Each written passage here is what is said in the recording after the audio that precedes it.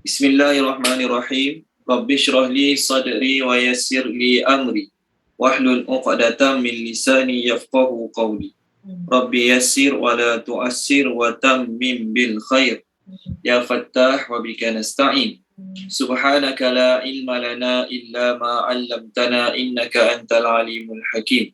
Allahumma anfa'na bima 'allamtana wa 'allimna ma yanfa'una wa zidna ilma walhamdulillahi rabbil alamin. Okey, baik. Muka surat 603, surah Al-Kafirun. Okey, saya harap semua dah buka muka surat tersebut. Page 603, surah Al-Kafirun. Minggu lepas kita habis surah Al-Kawthar. Minggu lepas kita dah habis menterjemahkan surah Al-Kawthar. Jadi ini kita akan masuk surah Al-Kafirun insya-Allah. Surah yang ke-109. Surah yang ke-109. Maknanya bilang daripada awal Al-Fatihah, Al-Baqarah, Ali Imran, ini adalah surah yang ke-109. Okey, baik. Surah Al-Kafirun. Surah yang ke-109 dari sudut susunan. Dari sudut susunan, surah ini adalah surah yang ke-109. Dari sudut penurunan, surah ini adalah surah yang ke-18. Diturunkan setelah surah Al-Ma'un. Al-Ma'un tu 2 minggu lepas. Ara'aital ladzi yukadzibu biddin. Tu surah Al-Ma'un. Jadi surah ini adalah surah yang ke-18, Al-Ma'un adalah yang ke-17. Surah ini oleh kerana di awal-awal turun yang ke-18, kita pun boleh agak dah diturun kat mana. Surah ini turun di Mekah, dipanggil surah Makkiyah, mengandungi 6 ayat dan 27 patah perkataan. Mengandungi 6 ayat dan 27 patah perkataan. Selain nama surah ini Al-Kafirun, surah ini juga dipanggil Al-Munabazah. Nama kedua dia Al-Munabazah. Al-Munabazah maksudnya yang mencampakkan. Al-Munabazah maksudnya yang mencampakkan. Mencampakkannya maksudnya orang offer kita sesuatu, kita bukan sekadar tak nak, kita campak kat dia. Itu maksud munabazah. Okey. Biasa Al-Kafirun lah nama surah ni. Selain Al-Kafirun, nama Al-Munabazah. Surah ini juga bernama surah Al-Ikhlas. Surah ini juga nama surah Al-Ikhlas. Maksudnya kalau surah ni nama Al-Ikhlas, dua lah surah Al-Ikhlas kan. Satu surah Qul Huwallahu Ahad, satu lagi surah ni. Yang ketiga, nama keempat. Nama keempat surahnya adalah Al-Muqashqashah. Nama dia Al-Muqashqashah. Terjemah Al-Muqashqashah ialah yang menentang. Yang menentang. Okey, Al-Muqashqashah ialah yang menentang. Maksudnya menentang akidah dan juga kefahaman orang-orang kafir. Surah ini namanya Al-Muqashqashah kerana surah ini menentang akidah dan juga kefahaman orang-orang kafir. Okey, baik. Itu kita kata pengenalan mengenai surah Al-Kafirun. Apa relate? Apa kaitan? Ustaz. Ya. Maaf kacau. Macam mana Ustaz kira patah perkataan tu? Macam mana saya kira patah perkataan tu? Saya tak kira. Saya hanya ambil dalam The Great Quran. Okey. Saya ambil dalam Great Quran. Dan kalau saya kira patah perkataan tu, dia huruf-huruf kecil dia tak kira. Maksudnya wa, li. Maknanya surah Matufun atas semua surah wow semua tak masuk lah. Ya. Surah penyambung tu tak kira lah. Preposition. Okey. Preposition huruf jar tu dia tak kira. Okey, kalau dia kira jadi lebih lagi lah. Sebab tu kalau kita kira word by word, lebih ni. Bukan 19, lebih lagi ni. Betul kan? Kalau kita kira word by word. 19 ni saya ambil dalam The Great Quran. Okey. Saya ambil dalam Great Quran, dia hanya kira perkataan yang besar-besar. Okey. Contoh, la a'budu. Kalau ikutkan la satu, a'budu dua lah. Dikira satu dikira satu je. Okey. Sebab tu jadi 19. Okey. Tu cara dia orang kira lah. Okey, baik. Surah ini, apa relate dia? Apa kaitan surah ini dengan surah Al-Kawthar minggu lepas? Minggu lepas kita cerita surah Al-Kawthar.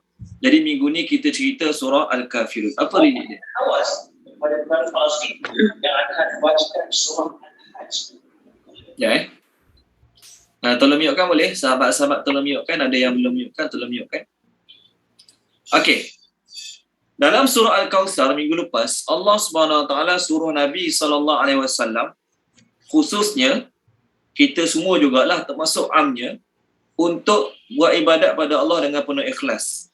Dalam ayat fasalli li rabbika, kan minggu lepas, fasalli li rabbika, maka sembahyanglah semata-mata kerana Tuhanmu. Tu keikhlasan yang Allah suruh Nabi dan kita semua dalam surah Al-Kautsar. Tak boleh ikhlas ibadat kerana Allah, sembahyang semata-mata kerana Allah dalam surah minggu lepas. Surah ini pula Allah nak beritahu keikhlasan semata-mata kerana Allah tu bukan saja dalam sembahyang. Keikhlasan semata-mata kerana Allah tu bukan saja dalam sembahyang. Keikhlasan untuk Allah tu di luar sembahyang pun sama juga. Maksudnya masa kamu selain kamu sembahyang, kalau kamu ada sembah selain Allah, tu tak ikhlas. Masa sembahyang, contohlah ada orang masa sembahyang dia betul-betul sembahyang semata-mata kerana Allah, masa sembahyang tu je. Tapi selain waktu sembahyang, dia sembah benda lain, dia rasa ada benda lain lagi selain Allah sebagai Tuhan. Itu namanya tidak ikhlas. Itu namanya tidak ikhlas. Jadi surah ini Allah nak beritahu keikhlasan yang Allah suruh ada pada kamu bukan saja masa sembahyang. Setiap waktu kamu mesti untuk Allah.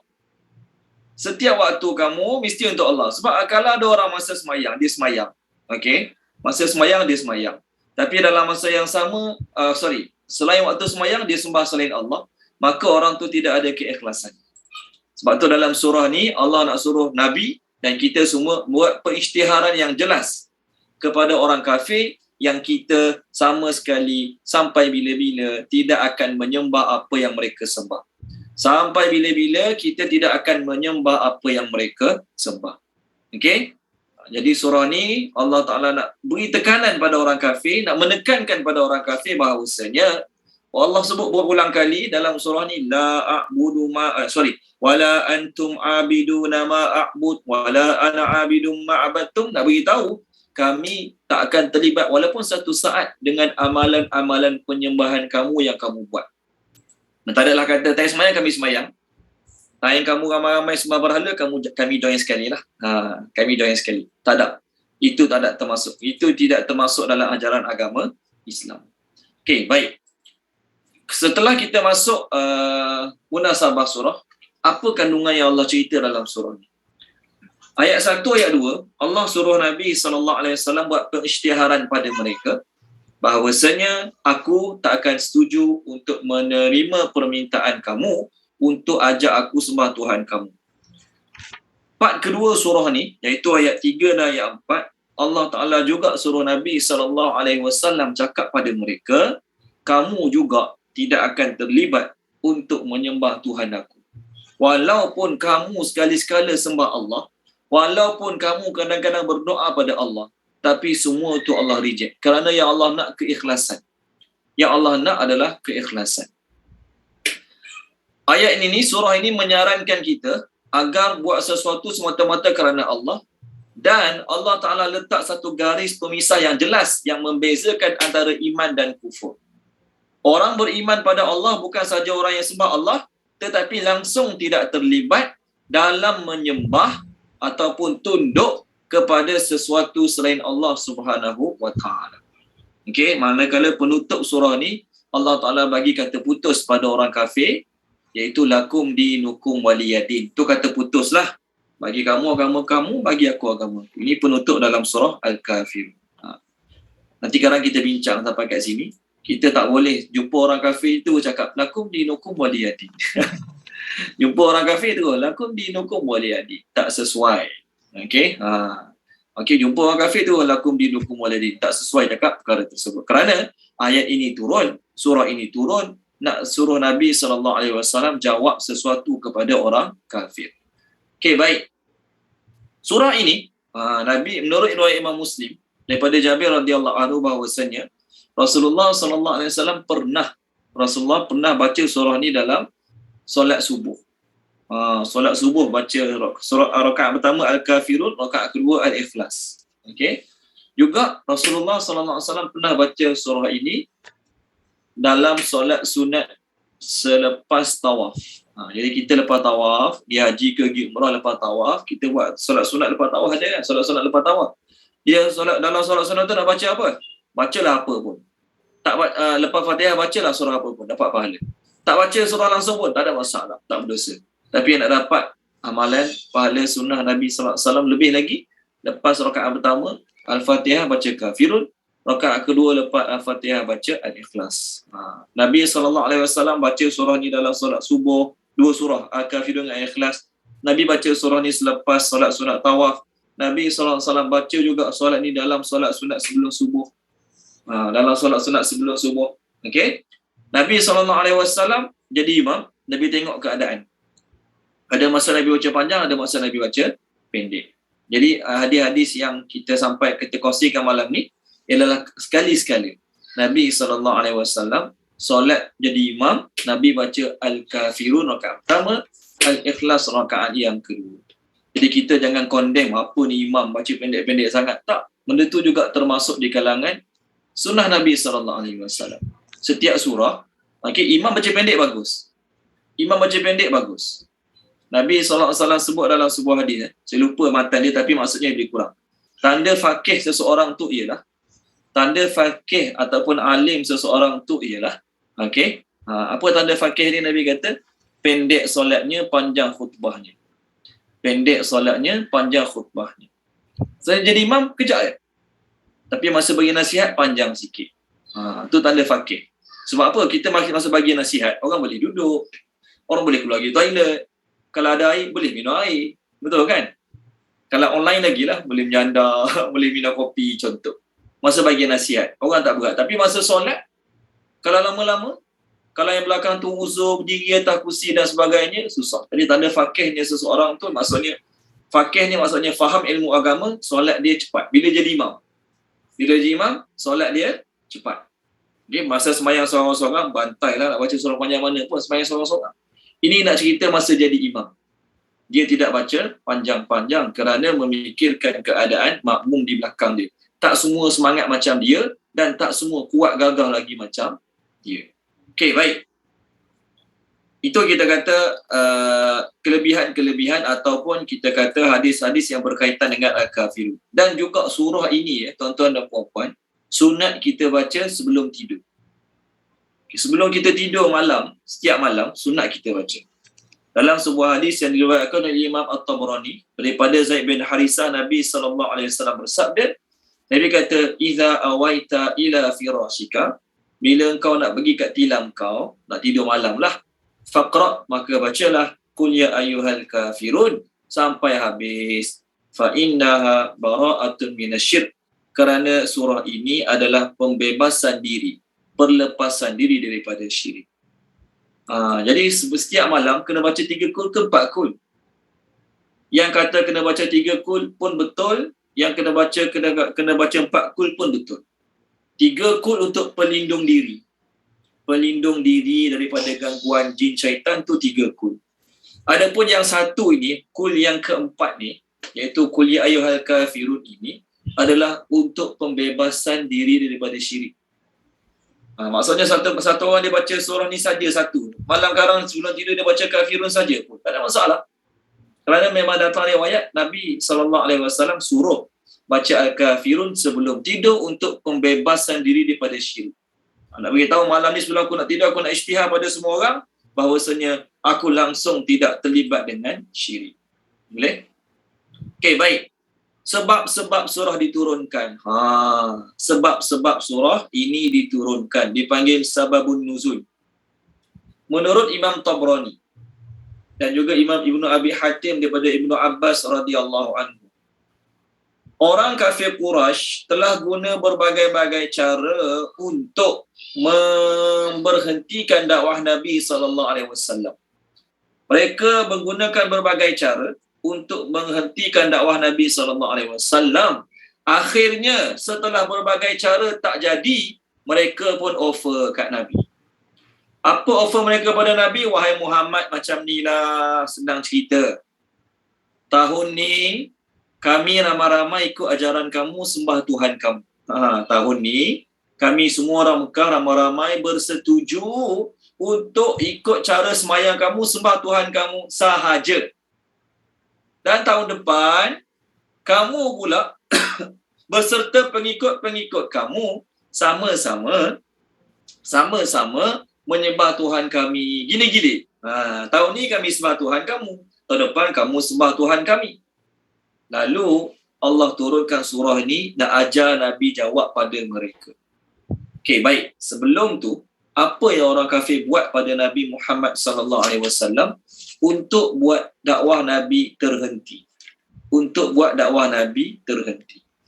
Pertama, ketika mana Nabi SAW janji pada sahabat-sahabat. Ketika Nabi berdakwah, Nabi janji pada sahabat-sahabat, iaitu orang Mekah. Nabi kata, ucapkanlah kalimah la ilaha illallah, yang mana dengan kalimah ini satu hari nanti, kamu akan jadi ketua kepada seluruh bangsa Arab, dan seluruh bangsa selain Arab akan tunduk pada kamu. Nabi suruh ucap kalimah ni. Nabi ajak orang Arab, orang Mekah, ucap kalimah la ilaha illallah Muhammadur Rasulullah, yang mana dengan sebab kalimah ni nanti kamu akan jadi raja atau ketua bagi bangsa Arab, dan seluruh bangsa selain Arab akan tunduk pada kamu. Maka tuan-tuan dan puan-puan, orang kafir Quraisy dengar ni, dia gelak ramai-ramai. Masa tu Nabi berapa orang sangat kumpulan pengikut dia? Berapa orang sangat kumpulan pengikut Nabi SAW? Sebab tu ni dalam sirah Nabi, The Seal Nectar ada cerita ni. Ketika mana Nabi dengan sahabat-sahabat berjalan kat Mekah, orang Mekah perli ejek. Dia kata apa? Tengok tu, raja-raja Arab sedang berjalan. Tengok tu, raja-raja Arab sedang berjalan. Sindir, ejek. Tengok surah Al-Mutaffifin. Kalau baca boleh, Puan Izawani, surah Al-Mutaffifin, juzuk Ammar. Mereka ni bila Nabi dengan sahabat-sahabat berjalan, mereka akan wink, isyarat mata untuk ejek. Kalau baca boleh, Puan Izawani, muka surat 588. 588, ayat yang ke-29, 30, 31, 32. 29, 30, 31, 32. Ya. Bismillahirrahmanirrahim. Sesungguhnya orang yang dahaka, mereka di dunia selalu mentertawakan orang yang beriman. 30. Dan apabila orang yang beriman lalu dekat mereka, mereka saling mengerdipkan mata sesama sendiri mencemuhnya. 31. Dan apabila mereka, orang kafir, kembali kepada kaum keluarga, mereka kembali dengan riang gembira. 32. Dan apabila mereka melihat orang yang beriman, mereka berkata, sesungguhnya mereka itu adalah golongan yang sesat. Okey.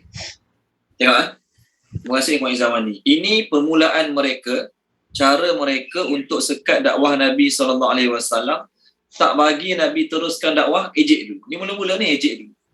Ejek Nabi, ejek sahabat. Bila sahabat-sahabat lalu, mereka wink one to another. Buat isyarat mata. Isyarat mata. Okey, sebab tu isyarat mata pun termasuk dalam umpat juga sebenarnya. Walaupun tak keluar perkataan, buat isyarat mata pun boleh termasuk dalam dosa juga. Ya taramazun. Okey, wink, isyarat mata. Okey, ni yang pertama. Bila Nabi dengan sahabat-sahabat berjalan, mereka gelak, kutuk ramai-ramai. Ini tujuan pertama. Yang kedua, apa cara mereka nak sekat dakwah Nabi SAW? Bila Nabi SAW baca Quran, sampaikan ayat Quran pada mereka, sebelum tu nak beritahu, Nabi SAW dah ada persiapan mental nak hadapi benda-benda ni. Sebab masa mula-mula Allah pilih Nabi jadi Nabi, Allah cakap apa kat Nabi?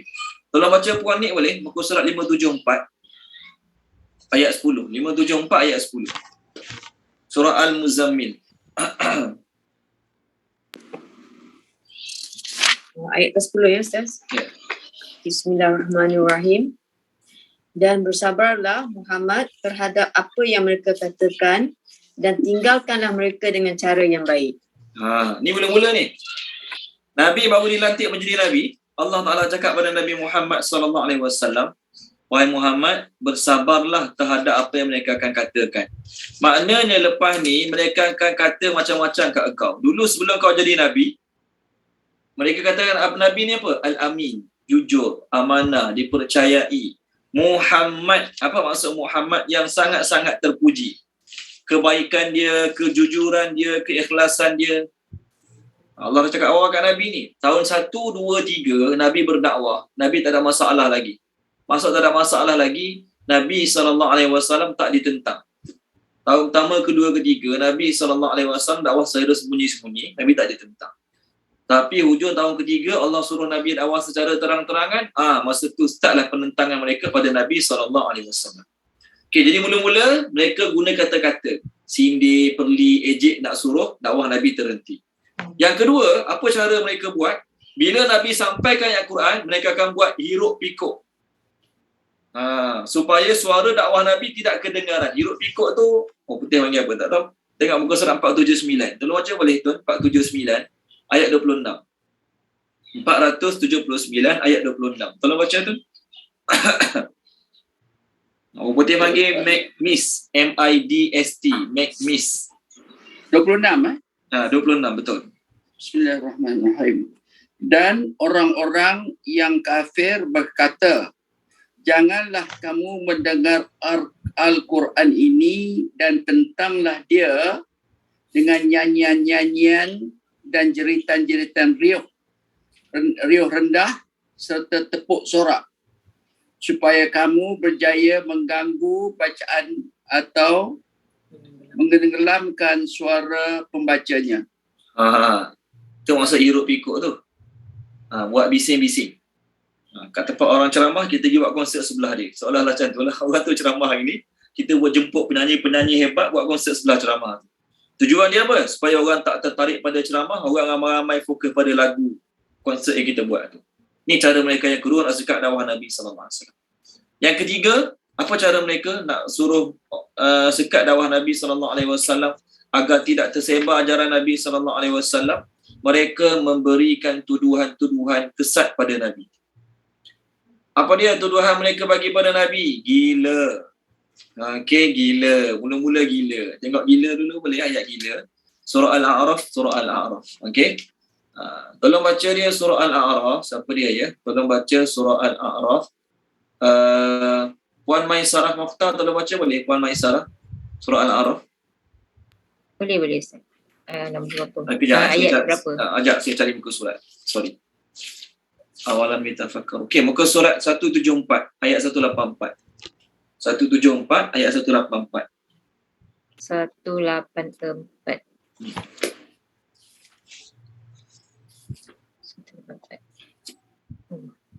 Sekejap saya buka tafsir. Tahu. Ya.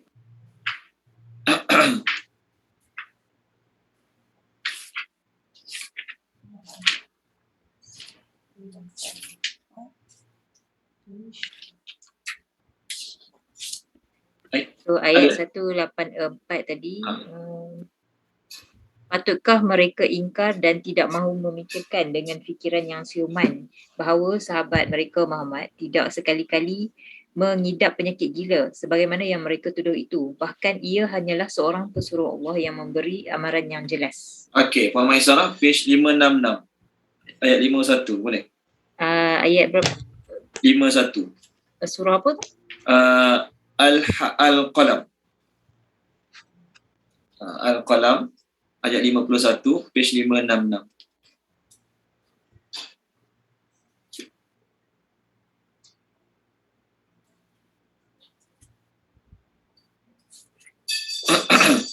Ada?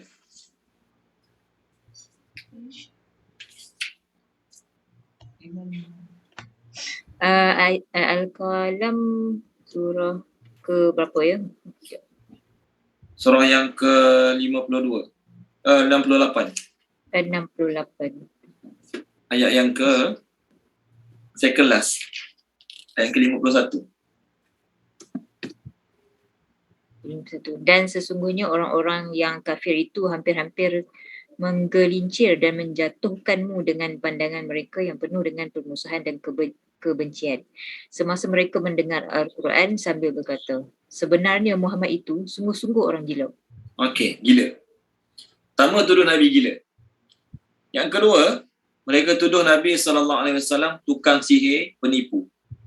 Puan Zakiyah, tolong baca boleh Puan Zakiyah? Muka surat 453, ayat 4, ayat 5. 453 ayat 4 ayat 5. Ya Ustaz, muka surat 453 ayat 4 dan ayat 5.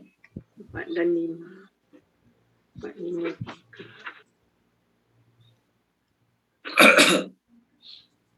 A'udzubillahi minasyaitonirrajim.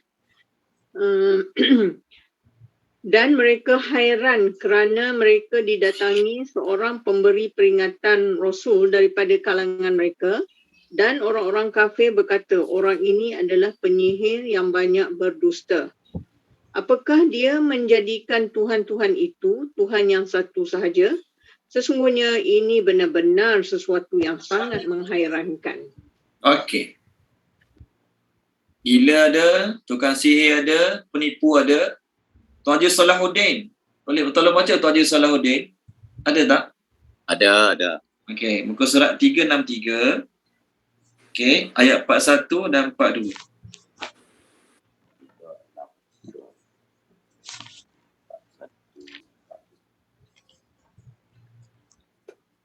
Bismillahirrahmanirrahim. Dan apabila mereka melihat engkau, Muhammad, mereka hanyalah menjadikan engkau sebagai ejekan dengan mengatakan, inikah orang yang diutuskan Allah sebagai Rasul?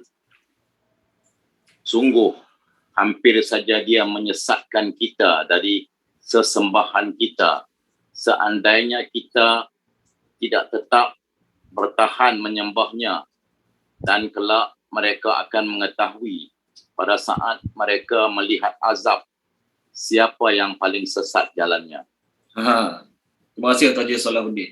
Kat dunia ni, bila Nabi ajak dia masuk Islam, dia kata apa dia? Muhammad tu hampir-hampir nak buat kita sesat.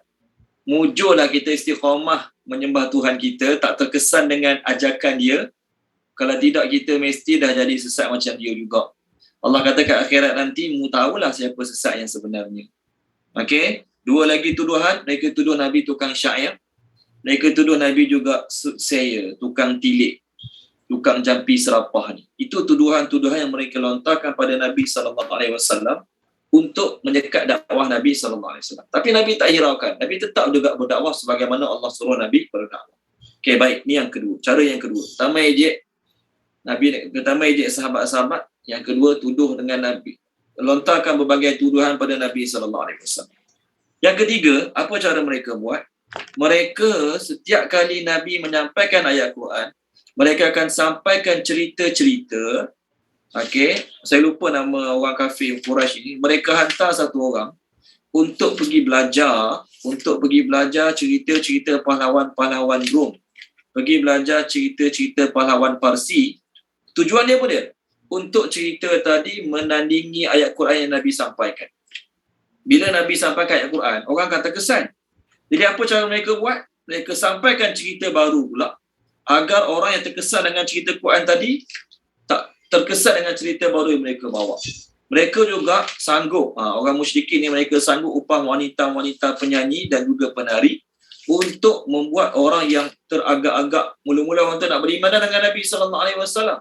Tapi bila tengok wanita-wanita penyanyi, wanita-wanita penari, tak jadi nak beriman. Tengok surah Luqman. Mereka sanggup keluar duit belanja. Yang ni keempat kot. Yang tadi yang Yaruk Pikuk tu nombor 2. Nombor 4. Sorry. Ya, betul. Ni nombor 4 lah ni. Yaruk Pikuk nombor 2. Tuduhan nombor 3. Ni nombor 4. Yes, nombor 4. Tengok muka, terima kasih Puan Zakiah. Muka surat 411. Muka surat 411. Tolong baca dia Puan Rafidah Abdul Ghani. Tolong baca boleh Puan Rafidah? Boleh Ustaz. 411 ayat 6. Bismillahirrahmanirrahim. Di antara golongan manusia ada yang menggunakan percakapan kosong untuk menyesatkan, iaitu manusia lain, daripada jalan Allah tanpa ilmu dan menjadikannya olok-olokkan. Mereka itu akan mendapat azab yang hina. Okey, baik. Terjemah tu betul, menggunakan. Tapi menggunakan tu bagi saya tak sampai lagi makna dia. Ayat tu nak beritahu, dia sanggup keluar duit, pergi belajar cerita-cerita yang pelik-pelik, nak lawan cerita Quran. Bahasa Inggeris dia terjemah purchase. Ada tak siapa-siapa terjemah ni membeli kat sini? membeli, keluarkan belanja, ada tak? Yashtari, dia membeli. Yes. Apa dia tadi Puan Zawani punya? Dia membeli. Okey, cuba baca Puan Zawani punya terjemahan balik. Okay. Bismillahirrahmanirrahim. Dan antara manusia, sesiapa yang dia membeli sesuatu yang sia-sia cerita untuk menyesatkan daripada jalan Allah dengan tanpa pengetahuan dan dia menjadikannya sebagai ejek-ejekan, merekalah untuk mereka azab yang menghinakan. Membeli tu point saya nak. Okey? Saya tak kata terjemah yang Puan Rafidah tadi salah ke, tak betul ke. Betul terjemah tu, cuma tak capai makna. Maksud membeli kat sini apa dia? Mereka sanggup keluarkan belanja, pergi belajar kat luar negara, maksudnya luar Mekah pada masa tu, belajar cerita-cerita pahlawan Rom, pahlawan Parsi, niat dia untuk lawan cerita Quran. Walau cerita tu tak betul pun. Cerita tu rekaan je. Cerita tu bukan benar pun.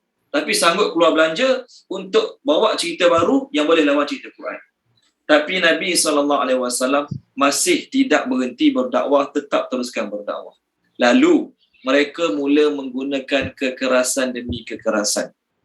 Dan mula ada, tadi kita kata, cara-cara yang saya sebut sebelum ni, semuanya bermula dengan lidah. Semuanya berkaitan dengan lidah, betul? Ejek, tuduh, fitnah. Okey? Lepas pada 5 cara ni, mereka mula menggunakan kekerasan. Mereka mula melukakan. Mereka mula menyeksa Nabi dengan sahabat-sahabat. Okey, banyak sahabat-sahabat ada yang kena bunuh. Ammar bin Yasir, ayah dia Yasir, Sumayyah mak dia sudah kena bunuh. Ada yang kena seksa Bilal bin Rabah. Tujuan dia agar dakwah Nabi terhenti, Nabi tidak lagi berdakwah. Tapi Nabi SAW tetap terus mengerjakan dakwahnya agar orang makin ramai masuk Islam. Tak jadi juga. Dah guna kekerasan, guna penindasan, tetap tak jadi juga. Akhirnya apa mereka buat? Mereka hantar, mereka hantar wakil untuk berbicara pada Nabi SAW. Maksudnya bahasa mudahnya, selotoklah dengan Nabi SAW agar Nabi berhenti menyampaikan dakwah. Salah satunya Ibnu Ishaq berkata, Utbah bin Rabi'ah ni adalah salah satu pembesar Quraisy. Ketika mana orang-orang kafir Quraisy duduk kat Masjidil Haram, mereka mesyuarat. Macam mana nak buat agar Muhammad ni berhenti berdakwah, agar Muhammad ni tidak lagi menyampaikan ajaran sesat dia kat sini. Mereka mesyuarat. Masa ni Umar radhiyallahu anhu masuk Islam, Hamzah radhiyallahu anhu masuk Islam. Bila orang kafir tengok Umar dengan Hamzah radhiyallahu anhu masuk Islam, maka orang lain pun lagi ramai tertarik untuk masuk Islam.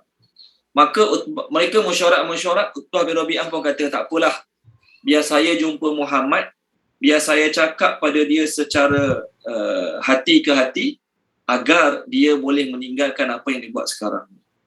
Maka orang ramai tepuk tangan puji. Dia kata, ini satu idea sangat bagus, wahai Abu Walid. Abu Walid ni adalah Utbah bin Rabi'ah, salah seorang pemuka Quraisy. Dia pun datang jumpa Nabi, selotok dengan Nabi SAW, dia pun mula bercakap. Dia kata, wahai anak saudaraku, engkau ni asal daripada suku kaum kita. Kau terkenal kerana reputasi tinggi, nasab terhormat, orang jujur, amanah, baik. Tapi dalam keadaan kau dihormati, dalam keadaan kau dipandang tinggi, mulia oleh kami, kau bawa pula ajaran-ajaran yang menyalahi kaum kita. Kau bawa pula satu perkara yang besar masalah bagi kaum kita. Disebabkan tu kau memisahkan diri pada mereka, kau perbodoh-bodohkan imajinasi mereka, kau cela tuhan-tuhan agama mereka, kau ingkari keyakinan nenek moyang mereka telah meninggal. Maka biarlah aku cakap kat engkau satu dua perkara yang kau boleh pertimbangkan. Mungkin kau tak terima semua, kau terima sebahagian pun dah kira-okey lah. Ni dia nak pujuk Nabi SAW. Guna cara, dia panggil apa ya, saya lupa perkataan sesuai, pujuklah, offer kat Nabi SAW. Demokrasi ke, tak tahulah perkataan apa sesuai. Maka Nabi kata, jawab, okey silakan wahai Abu Walid, apa yang nak cakap. Utbah pun kata kat Nabi, kata, wahai Muhammad, kalau ajaran yang kau bawa ni, niat kau, tujuan kau nak bawa ajaran baru agar kau ramai pengikut. Bila kau ramai pengikut, kau jadi ketua, kau jadi raja, lalu harta kau jadi banyak. Kalau niat kau sebab nak harta banyak, kami akan kumpulkan seluruh harta orang kat Mekah ni. Okey, kami akan bagikan sebahagian besar daripada harta mereka pada kamu agar engkau boleh jadi orang terkaya di kalangan kami. Jika kau buat ni, kau buat ajaran baru ni sebab nak kedudukan, nak pangkat lah, nak pangkat jawatan kat negara ni, kami akan melantik kamu jadi ketua kaum. Sehingga kami tidak boleh memutuskan sesuatu perkara tanpa persetujuan. Ni offer mereka pada Nabi SAW. Kalau kamu buat ni sebab nak jadi raja, kami akan lantik kamu jadi raja. Kalau kau buat ni sebab kau nak kahwin dengan wanita-wanita cantik, kau buat ni sebab nak tarik perhatian wanita, kami akan pilih wanita-wanita cantik kat tanah Mekah ni, kami akan bagi mereka kahwin dengan kamu. Kalau apa yang kau buat ni sebab mungkin kau ada penyakit masuk ada penyakit ni, kau kena gangguan jin ke gangguan syaitan, sebab tu buat ajaran pelik-pelik ni, kami semua sanggup keluarkan belanja untuk mengubati penyakit kamu ni. Mereka tuduh Nabi ni kena penyakit, sebab tu bawa ajaran pelik-pelik ni. Cakap macam tu pada Nabi SAW. Mudah-mudahan kami akan keluarkan duit belanja boleh mengubati engkau. Maka setelah Utbah bin bercakap, Nabi SAW dengar daripada awal sampai habis. Nabi pun tanya, dah selesai ke percakapanmu, wahai Utbah? Maka dia jawab, ya, dah selesai. Kalau macam tu, cuba dengar apa yang saya nak sampai juga. Cuba dengarkan apa yang saya nak sampaikan. Maka Nabi SAW baca surah Fussilat. Dia tak tengok surah Fussilat. Muka surat berapa? Jangan saya cari surah Fussilat. Nabi baca surah Fussilat. Okey. Nabi baca daripada ayat 1, muka surat 477. Boleh tak muka surat 477? Boleh tak buka daripada muka surat 477? Nabi baca sampai ayat 38. Muka surat 480. Panjanglah ni, nak suruh baca terjemah dia, tak apalah, nanti kita ada masa kita baca. Jadi Nabi SAW menjawab kata-kata ataupun offer daripada Utbah bin Rabi'ah tadi dengan baca ayat 1 sampai ayat 38 surah Fussilat. Nabi baca sampai habis, maka Utbah diam, kaku, tak jawab apa. Utbah pun setelah selesai bacaan Nabi SAW, baginda sujud. Lepas baginda sujud, baginda bangun, Nabi cakap, wahai Abu Walid, kau dah dengar semuanya kan bacaan aku tadi? Maka terpulanglah pada engkau sama ada nak menerimanya ataupun tak nak menerima. Ni kata-kata Nabi. Lalu Utbah pun pergi balik kat teman-teman dia, kawan-kawan dia yang tadi sama-sama musyarat dengan dia. Maka kawan-kawan dia kata apa dia? Wajah dia datang pada kita ni tak sama dengan wajah dia pergi pada Muhammad tadi. Tadi masa dia datang kat kita, wajah dia lain. Sekarang dia pergi, wajah dia lain. Mereka pun bertanya, wahai Abu Walid, apa berlaku? Utbah jawab, demi Allah, aku dengar satu bacaan, satu ungkapan kata-kata yang belum pernah aku dengar sepanjang hidup aku. Tak pernah dengar lagi kata-kata macam tu. Bagus dia susun ayat dia. Demi Allah, dia bukan penyair, bukan tukang sihir. Mentera dukun pun bukan. Maka Utbah ni masih kafir. Sampai mati pun dia kafir. Dia kata apa? Utbah bin Rabi'ah kata, wahai orang Quraisy, dengar ni aku nak nasihat. Urusan ni jangan ganggu. Urusan ni kita jangan ganggu dia. Sebab dia ni bukan, kata-kata dia tadi bukan syair. Kata-kata dia tadi bukan sihir. Aku biasa dengar penyair menyampaikan syair. Aku biasa jumpa tukang sihir. Aku biasa jumpa tok pawang. Tapi aku tak pernah jumpa macam. Maka Utbah kata, demi Allah, apa yang dia baca pada aku tadi, aku rasa satu masa nanti akan jadi benda besar. Kalaulah ada bangsa Arab lain dapat kalahkan dia, alhamdulillah, selesai masalah kita. Tapi kalau tidak ada mana-mana bangsa Arab boleh kalahkan dia, maknanya kita nanti akan ditindas, akan ditakluk oleh dia. Ini kata-kata Utbah bin Rabi'ah. Jadi saya nak beritahu pada tuan-tuan, mereka dah mula offer. Mereka dah mula offer Nabi SAW untuk tinggalkan dakwah. Maksudnya offer duniawi lah. Janji tinggal dakwah. Nak kaya kami bagi kaya. Nak perempuan bagi perempuan. Nak harta bagi harta. Nak pangkat bagi hantar. Janji tinggal dakwah. Tapi Nabi SAW tetap tidak mahu meninggalkan dakwah. Okey. Lalu cara mereka yang ketujuh. Cara mereka yang ketujuh. Ni kita nak masuk ni. Cara mereka ketujuh ni. Mereka dah offer cara tadi tak jadi. Guna kekerasan tak jadi. Guna kelembutan tak jadi. Maka mereka pun guna cara ketujuh. Apa cara ketujuh yang kita nak bincang ni? Ibnu Abbas berkata, orang-orang Quraisy jumpa Nabi SAW lalu kata, wahai Muhammad, macam ni lah. Tahun ni kami semua ramai-ramai sembah Tuhan kamu. Tahun depan, kamu dengan sahabat-sahabat kamu pula, kamu dengan sahabat-sahabat kamu pula sembah Tuhan kami. Maka Nabi jawab apa dia? Aku tak akan ikut apa kamu cakap. Tunggulah sehingga aku dapat perintah daripada Tuhan aku. Itu kata Nabi. Lalu Allah turunkan surah ni. Qul ya ayyuhal kafirun. Ni satu. Allah turunkan satu lagi ayat yang sama macam ni. Tengok surah Az-Zumar. Boleh tak surah Az-Zumar? Tolong baca dia.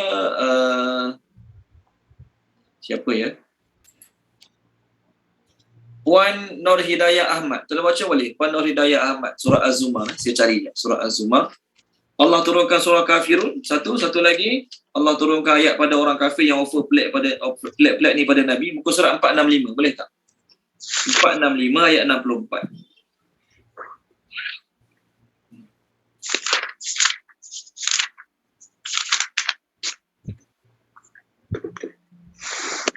Okey, bismillahirrahmanirrahim.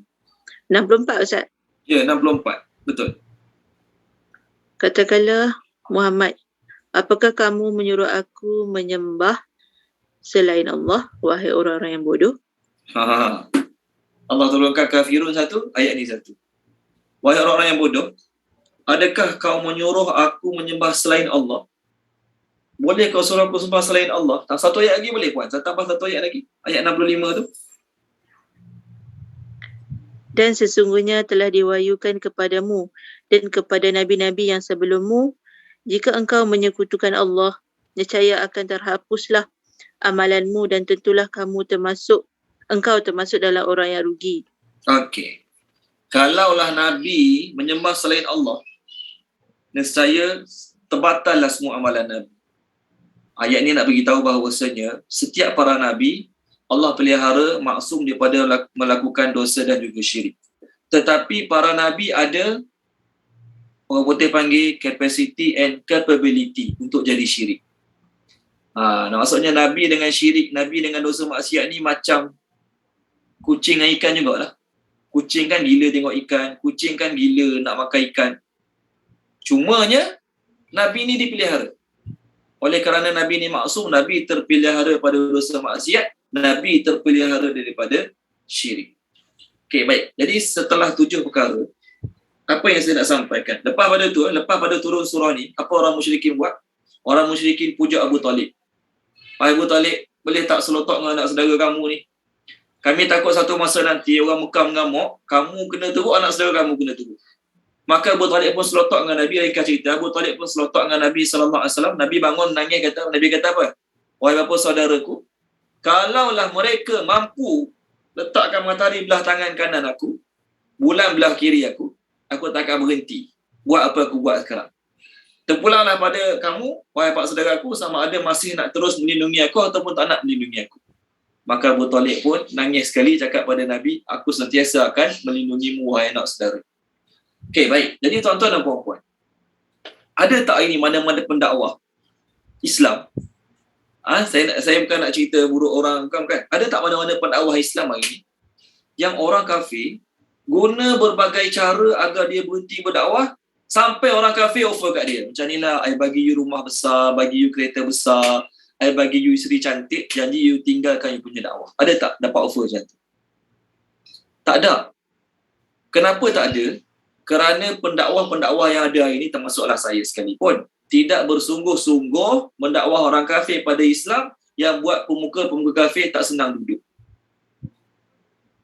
Hari ini tuan-tuan dan puan-puan, kita dakwah sekali dua je orang kafir, baru sekali dua dakwah orang kafir, lepas tu orang kafir tak nak ikut, kita pun terus baca ayat terakhir surah ni. Surah Kafirun. Apa ayat dia? Lakum dinukum waliyadin. Bagi kamu agama kamu, bagi aku agama aku. Tuan-tuan dan puan-puan, ayat ni turun pada Nabi SAW setelah berbagai cara, 7 perkara saya terangkan tadi, orang kafir guna untuk sekat dakwah Nabi. Betul kan? Sejak 7 cara orang kafir guna nak sekat dakwah Nabi, tak berjaya juga, Allah turunkan surah ni, dah jawab pada orang kafir. Kita tanya pada diri kita masing-masing lah, terutamanya ustaz-ustaz, berapa cara dah orang kafir guna untuk suruh kita berhenti berdakwah? Itu soalan saya. Berapa cara dah orang kafir guna kat saya lah untuk saya berhenti berdakwah? Tak ada.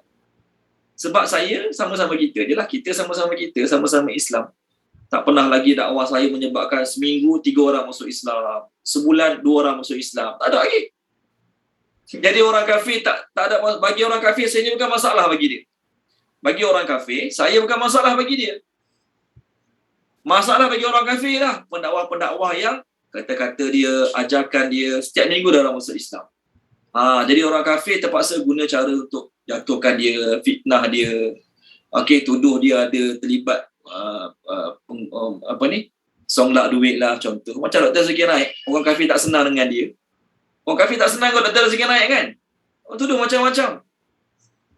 Sampai kena duduk kat negara orang contohlah.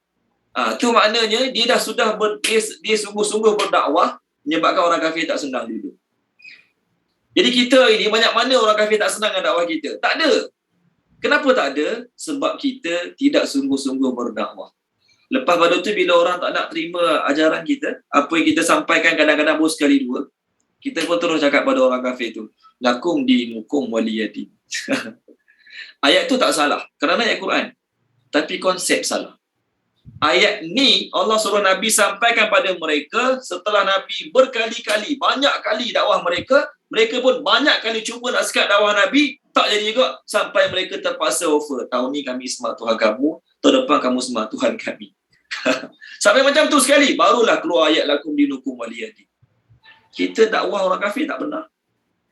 Ajak mereka masuk Islam tak pernah.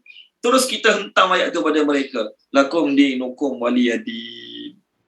Tak kena konsep. Ayat lakum dinukum waliyadin ni soalan apa dia? Hang beramal ikut hang, aku beramal ikut aku. Betul kan? Itu soalan bahasa Melayu. Jadi ayat ni turun pada orang kafir, turun pada Nabi, suruh Nabi sampaikan pada orang kafir setelah berkali-kali.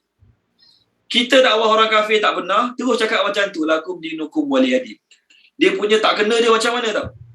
Saya masuk satu sekolah, sekolah ni, saya cikgu baru masuk satu sekolah. Hari pertama saya mengajar kat sekolah tu, masuk kelas pelajar bising, malas apa semua. Saya pun terus kata pada pelajar tu. Hari pertama masuk sekolah ni, hari pertama mengajar, saya pun terus kata pada pelajar-pelajar. Suka hati kamu lah, nak belajar, tak nak belajar sudah. Yang penting saya dapat gaji bulan-bulan. Kena tak cikgu macam ni? Tak kena. Lainlah kalau saya dah 4 bulan dah pujuk pelajar. 4 bulan dah masuk sekolah tu, 4 bulan dah pujuk pelajar rajin-rajin, jangan degil dalam kelas, jangan malas, jangan tidur. Dah 4 bulan pujuk, mereka keras kepala juga tak nak belajar, barulah sesuai saya kata, suka hati kamu lah, nak belajar, tak nak belajar sudah. Masa depan kamu tak berjaya, jangan salahkan saya. Yang penting saya masuk kelas dapat gaji bulan-bulan. Okeylah. Sebab 4 bulan dah pujuk, 4 bulan dah ajak mereka belajar betul-betul, mereka tak nak juga. Okeylah. Tapi kalau hari pertama saya masuk sekolah tu, pelajar tu tidur, malas belajar, saya pun terus kata, suka hati hang lah. Suka hati kamu lah, nak belajar, tak nak belajar sudah. Tak kena cara. Kenapa saya bagi contoh tu? Hari ni kita tak berapa kali pun kita dakwah orang kafir pada Islam.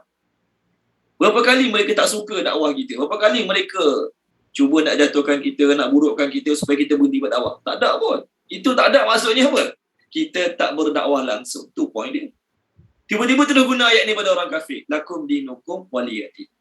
Walaupun kita kata ayat Quran, tapi cara kita tak sama. Kita kata tak kena cara lah menyampaikan ayat ni pada orang kafir sebelum kita menyampaikan dakwah pada mereka. Okey, baik. Imam Tabrani, Imam Naisaburi, nama imam ni Naisaburi. Beliau berkata, ketika mana Nabi SAW hari-hari dakwah mereka, maka mereka pun offer pada Nabi dengan kata-kata, engkau sembahlah Tuhan kami setahun, selepas tu kami pula sembah Tuhan kau tahun depan. Sekiranya agama yang kau bawa ni lagi bagus pada kami, nescaya kami dapat manfaat daripada agama kamu.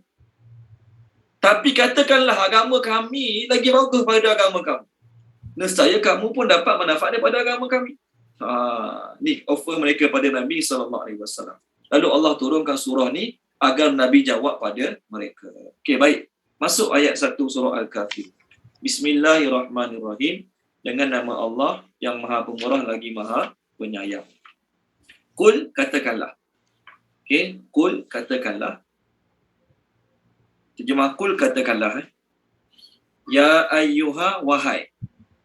Ya ayyuha, wahai. Kul ni adalah perintah untuk seorang. Maksudnya Allah suruh Nabi berkata. Kul, katakanlah. Ya ayyuha, wahai. Al-kafirun, orang-orang kafir. al-kafirun, orang-orang kafir. La, tidak. La, tidak. A'budu, aku akan menyembah. A'budu, aku akan menyembah. Ma, apa yang ta'buduna, kamu sembah. Ta'buduna, kamu sembah. Okey, baik. Tolong terjemahkan dia boleh. Tuan Haji Muhammad Nawawi and wife. Boleh ke ada ke Tuan Haji Boleh, Muhammad boleh Ustaz. Nawawi? Boleh. Wife pun ada sekali ya? Ada. Masya Allah. Okey, Masya Allah. Tolong terjemahkan ayat 1 dan 2 boleh?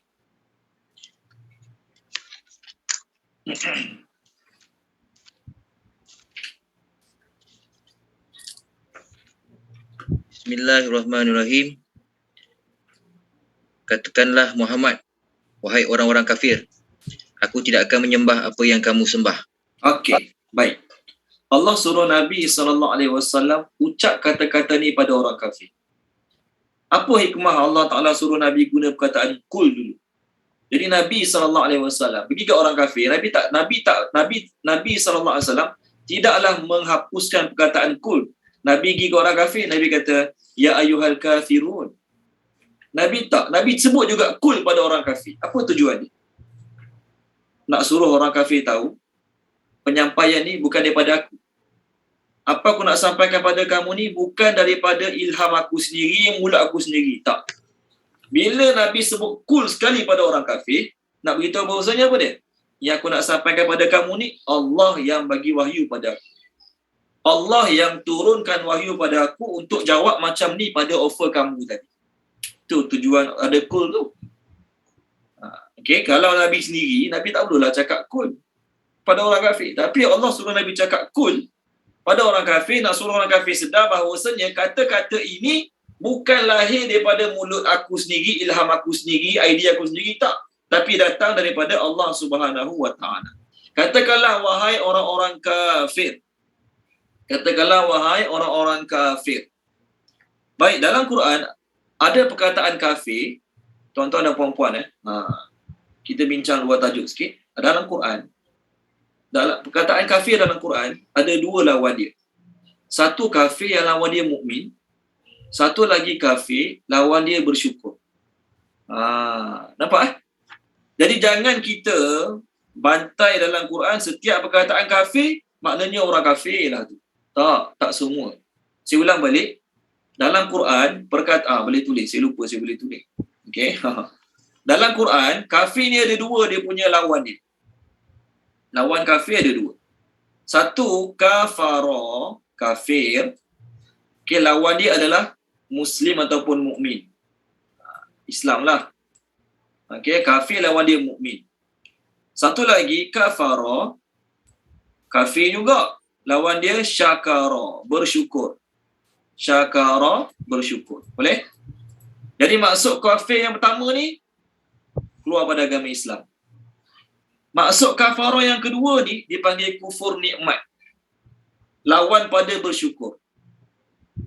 Jelas dalam Quran ada dua perkataan kafir, tapi jangan kita anggap dalam Quran ada dua makna kafir. Jangan kita anggap perkataan kafir dalam Quran maknanya keluar pada agama Islam. Tak.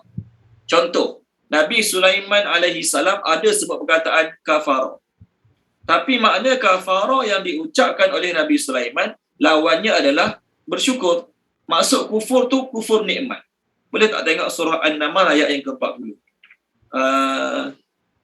Siapa tadi? Yang dengan wife tadi? Tuan Haji Zawawi dengan wife. Wife-nya tolong baca boleh? Dia ketandas ya. Okey, baik, tak apa. Tolong baca, siapa belum baca, rasa semua dah baca Alhamdulillah semua dah baca. Tolong baca Puan Zaman ni boleh? Surah An-Naml. Ayat 40. Ini kata-kata Nabi Sulaiman alaihi salam. Muka surat 380 ayat 40.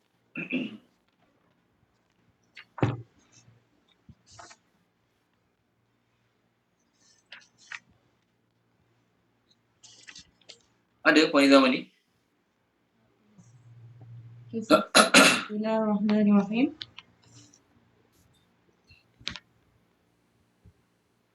Seorang yang mempunyai ilmu pengetahuan daripada kitab Allah pula berkata, Aku akan membawakannya kepadamu dalam sekelip mata.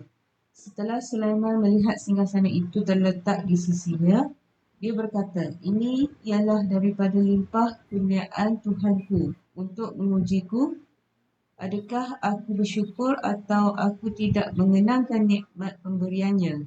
Sebenarnya sesiapa yang bersyukur, maka faedah syukurnya itu hanyalah kembali kepada dirinya sendiri, dan sesiapa yang tidak bersyukur, maka tidaklah menjadi mudarat kepada Allah kerana sesungguhnya Tuhanku Maha Kaya lagi Maha Pemurah.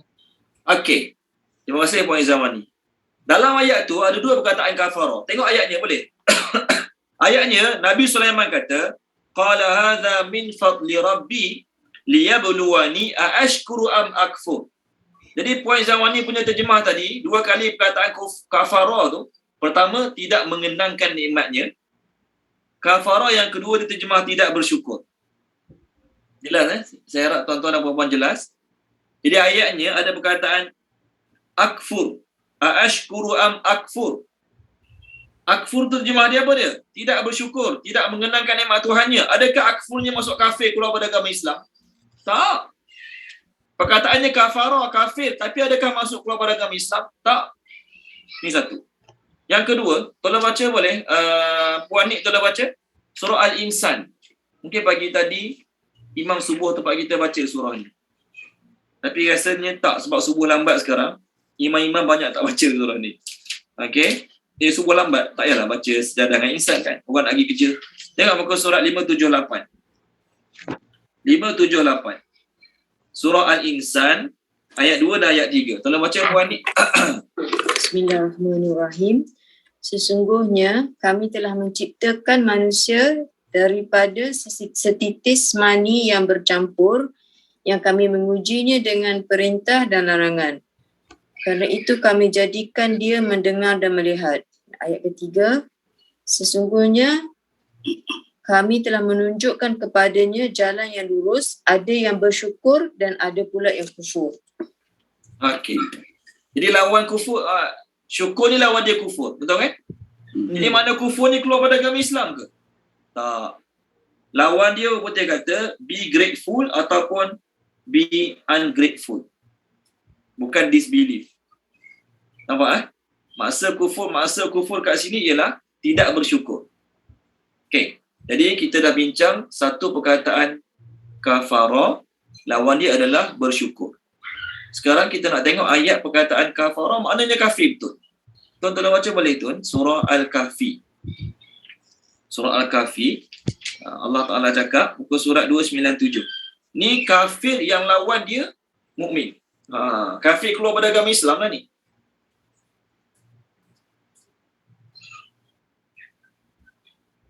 Apa tadi? Ayat berapa Ustaz? Ayat 29. Page 297 ayat 29. Bismillahirrahmanirrahim. Dan katakanlah, wahai Muhammad, kebenaran itu ialah yang datang dari Tuhan kamu. Maka sesiapa yang mahu beriman, hendaklah ia beriman. Dan sesiapa mahu kufur, ingkar, biarlah dia ingkarinya.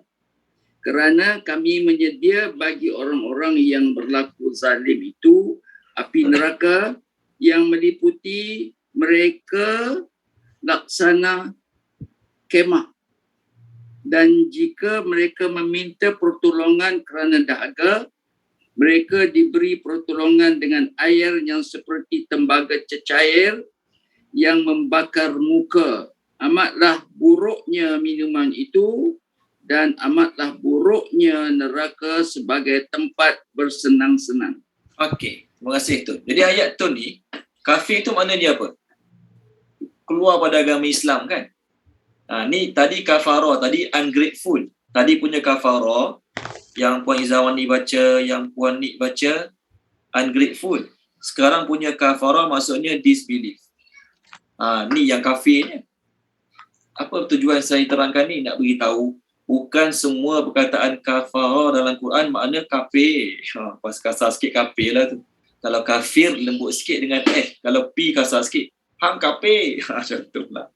Satu lagi ayat. kafara yang beri makna tidak beriman. Tolong baca boleh Tuan Haji Salahuddin, muka surat 556 ayat 2, boleh tak? 556 ayat 2. Tuan Haji Salahuddin tolong baca. 556 muka surat.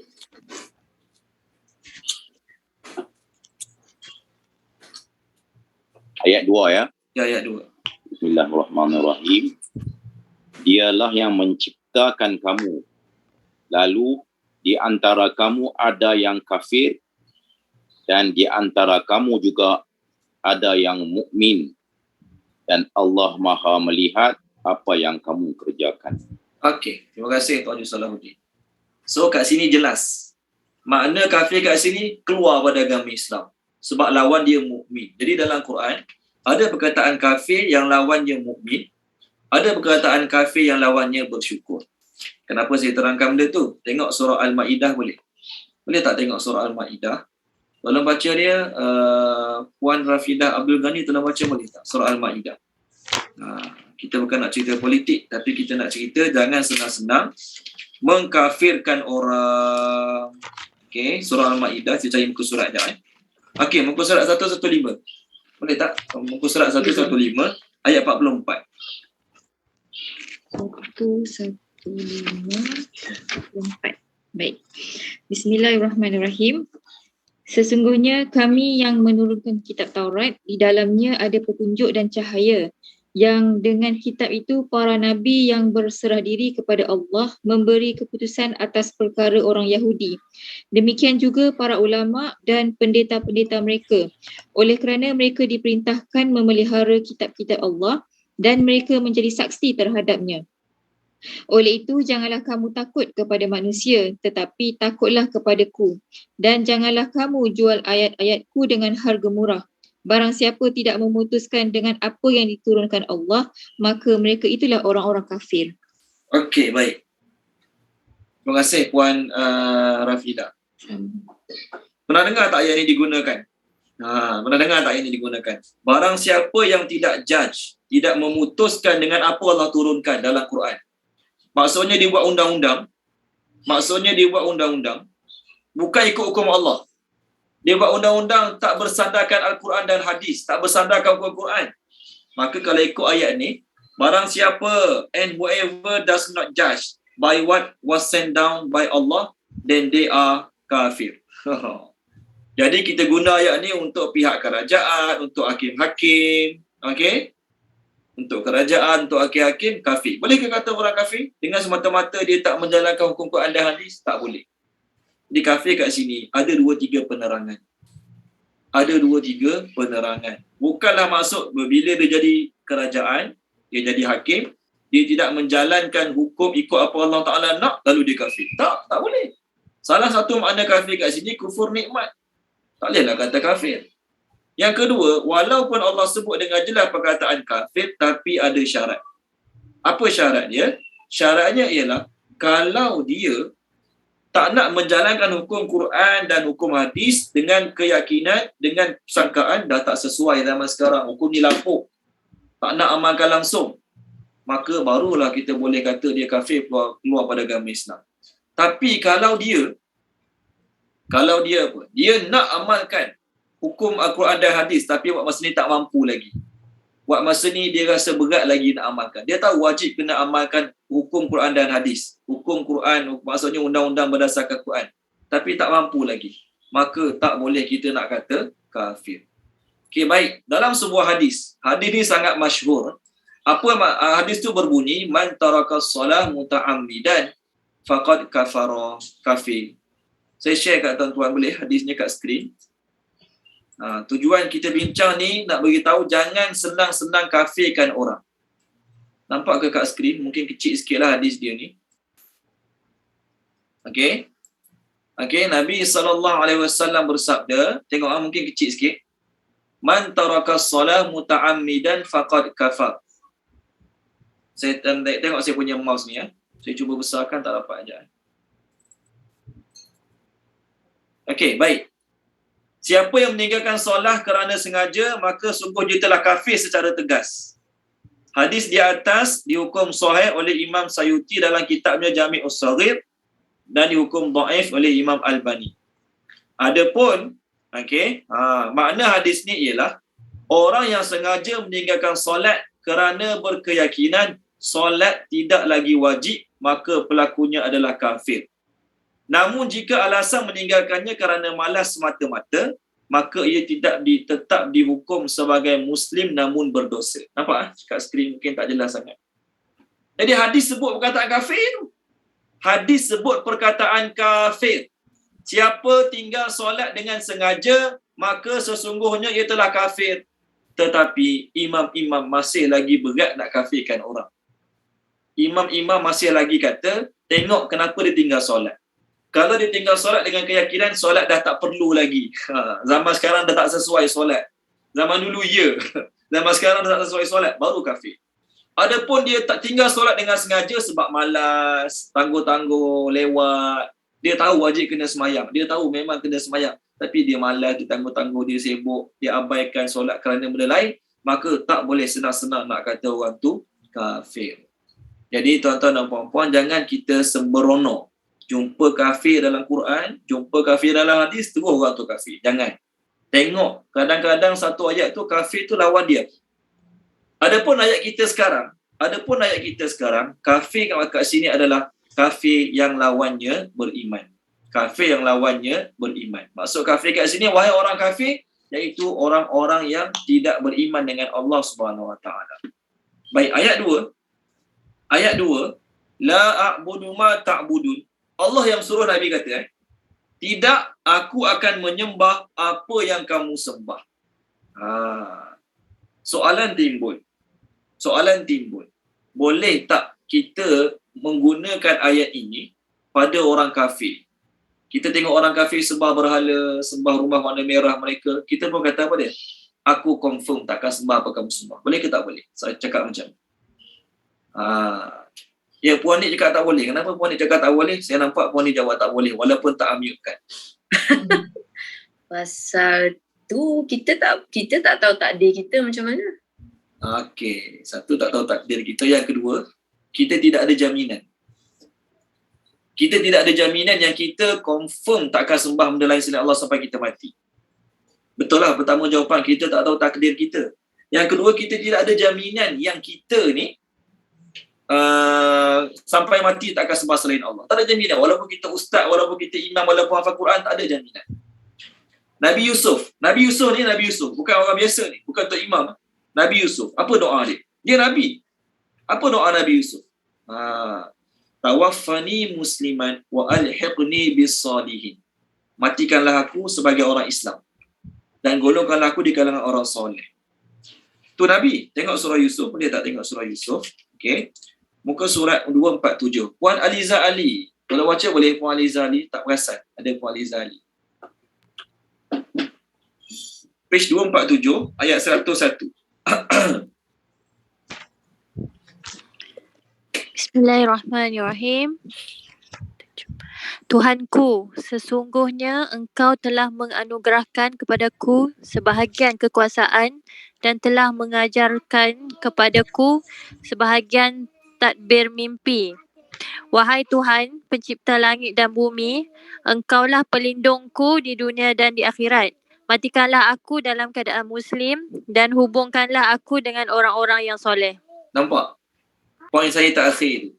Doa ni bagus kita amalkan. Kita amalkan doa ni part belakang dia tu je lah. Jangan baca semua sekali dalam berdoa. Panjang sangat tu. Tawaffani musliman wa alhiqni bis salihin. Matikanlah aku sebagai orang Islam. Kalau kita ada masa tu, kita kata apa? Awak Nabi. Allah pilih awak jadi Nabi. Takkanlah awak mati kafir kot. Awak ni Nabi. Takkanlah awak ni Nabi, awak mati sebagai orang kafir. Allah nak beritahu kita apa dia? Walaupun dia Nabi, dia tetap tidak ada, kita panggil apa? Confident. Aku Nabi. Takkanlah aku mati kafir. Tak, Allah nak beritahu, walaupun dia Nabi, kemungkinan untuk dia mati kafir itu ada.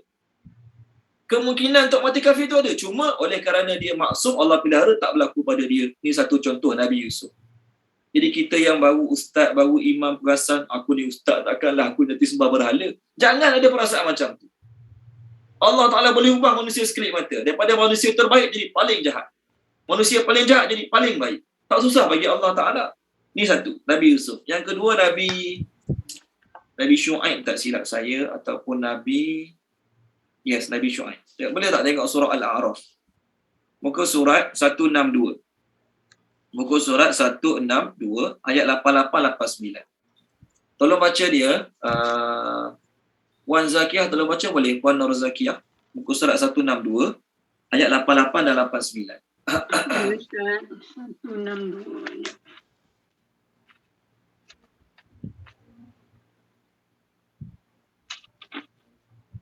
Ayat 8 dan 89. A'udzubillahi minasyaitonir rajim. Bismillahirrahmanirrahim.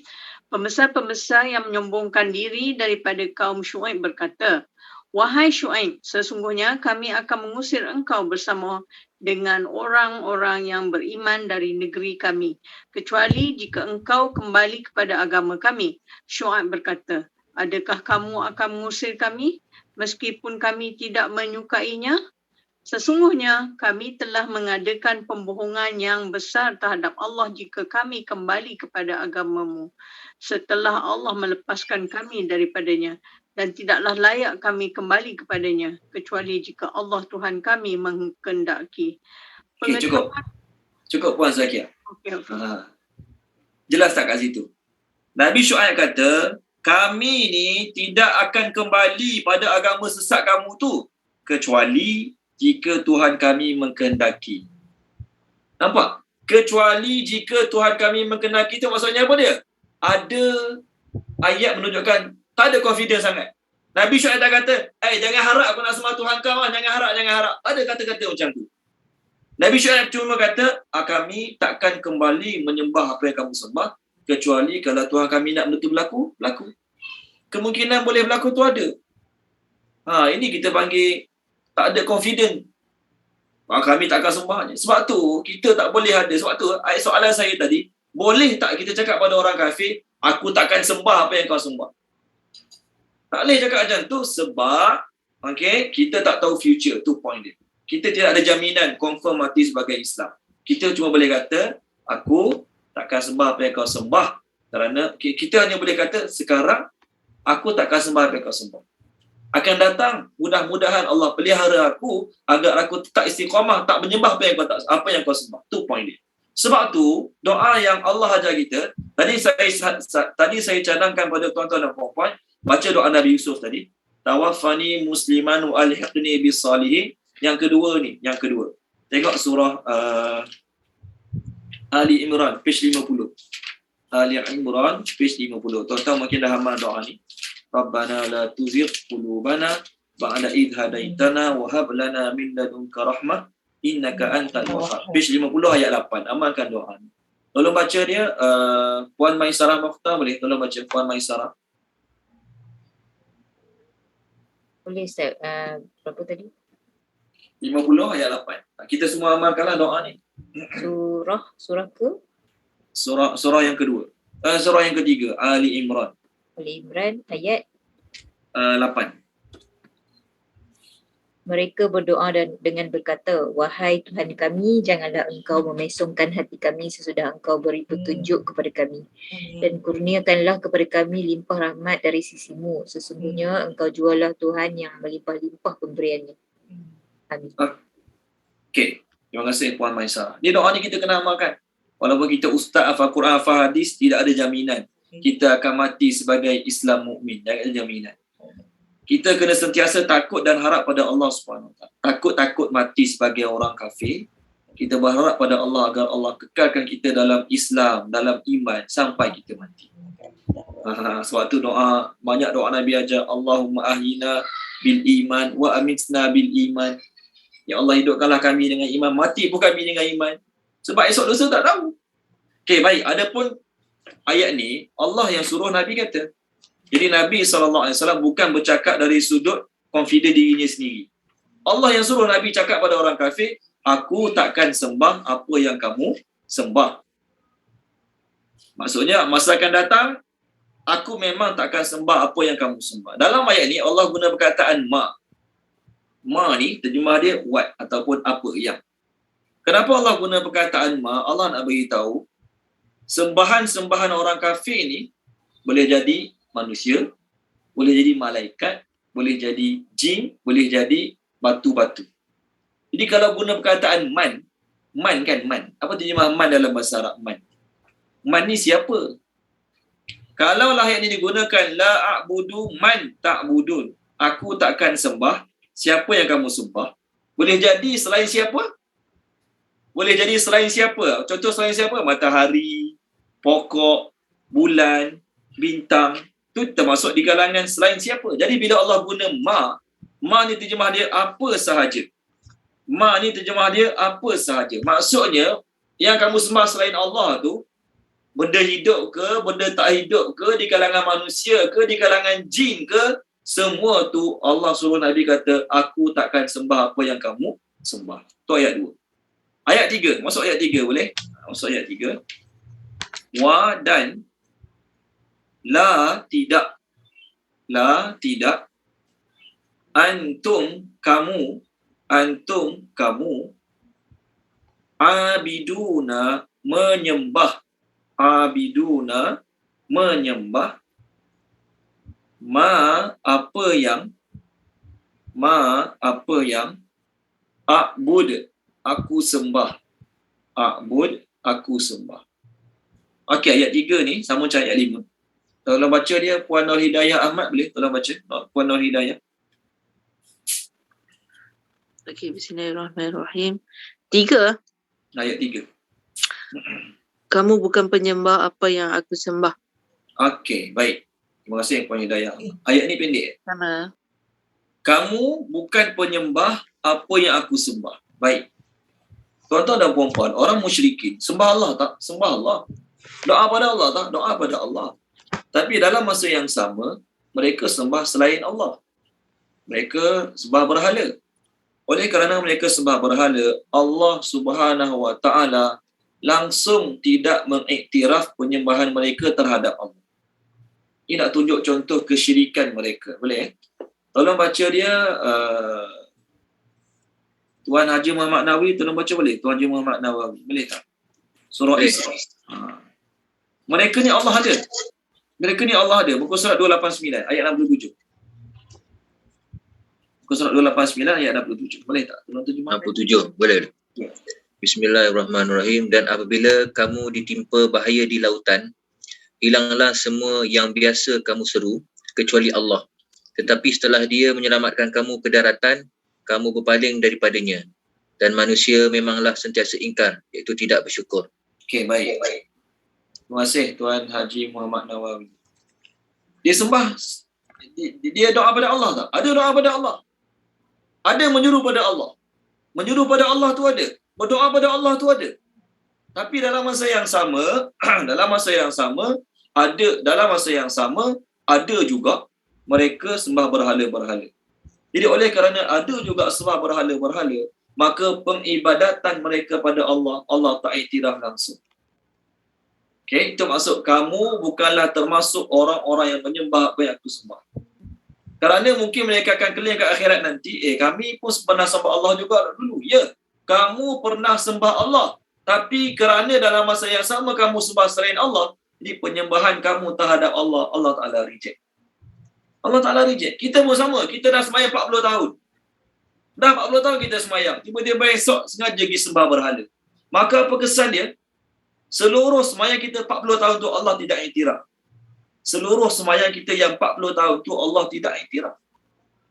Lah, sekali dia sembah berhala. Sekali punya sembah berhala menyebabkan 40 tahun semua amalan kamu tidak iktiraf. Allah cakap kat para Nabi. Tadi kita dah baca Nabi Muhammad. Allah cakap kat Nabi Muhammad, kalau kau syirik, semua amalan kau terbatal. Itu Nabi Muhammad. Okay, sekarang tengok para Nabi. Surah Al-An'am. Boleh tak tengok surah Al-An'am? Page 138. Tolong baca dia. Puan Izawani boleh? Puan Izawani. Muka surah Al-An'am. Muka surat 138.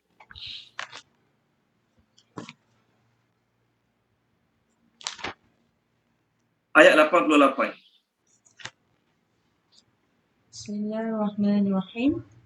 Yang demikian itulah petunjuk Allah yang dengannya dia memberi petunjuk kepada sesiapa yang dikehendakinya daripada hamba-hambanya. Seandainya mereka mempersekutukan Allah dengan sesuatu yang lain, nescaya gugurlah apa yang mereka telah kerjakan daripada amalan yang baik. Okey, terima kasih Puan Izawani. Mereka tu siapa mereka tu? Siapa mereka tu? Mereka tu adalah para nabi. Tuan-tuan dan puan-puan, page ni 138 adalah page muka surat yang paling banyak nama nabi dalam Quran. Okey, muka surat 138 ni, okey, boleh catat Muka surat 138 ni adalah muka surat dalam Quran yang paling banyak nama nabi disebutkan dalamnya. Surah yang paling banyak nama nabi surah Al-An'am. 18 nama orang nabi dalam surah ni dan kebanyakannya dalam page ni. Surah yang kedua paling banyak nama nabi adalah surah Al-Anbiya, para nabi. Jadi ayat yang Puan Izawani baca untuk kita tadi, kalaulah para nabi tu syirik walaupun satu hari, maka terhapuslah, terbatallah, in vain orang putih kata, sia-sia apa yang mereka buat sebelum ni. Walaupun mereka sebelum ni telah mengislamkan 800 orang, mereka telah mengislamkan 800 orang, tapi mereka syirik pada Allah, maka terhapuslah semua kebaikan-kebaikan mereka. Samalah juga orang Mekah, walaupun mereka klaim mereka sembah Allah, tapi mereka pernah sembah selain Allah juga dalam masa sembah Allah tu, maka apa yang mereka buat semuanya sia-sia. Jadi penyembahan mereka terhadap Allah, Allah tidak mengiktirafnya langsung. Okey, baik. Kita pun sama juga. Tengok muka surat 107 ayat 5. Boleh tak? 107 ayat 5. Nah, 107 ayat 5. Tolong baca Tuan Haji Salahuddin boleh? Ayat 5 tu panjang. Baca bawah-bawah sikit je boleh.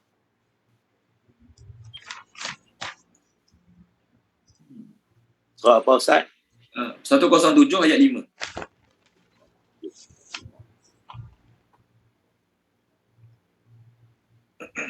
Bismillahirrahmanirrahim.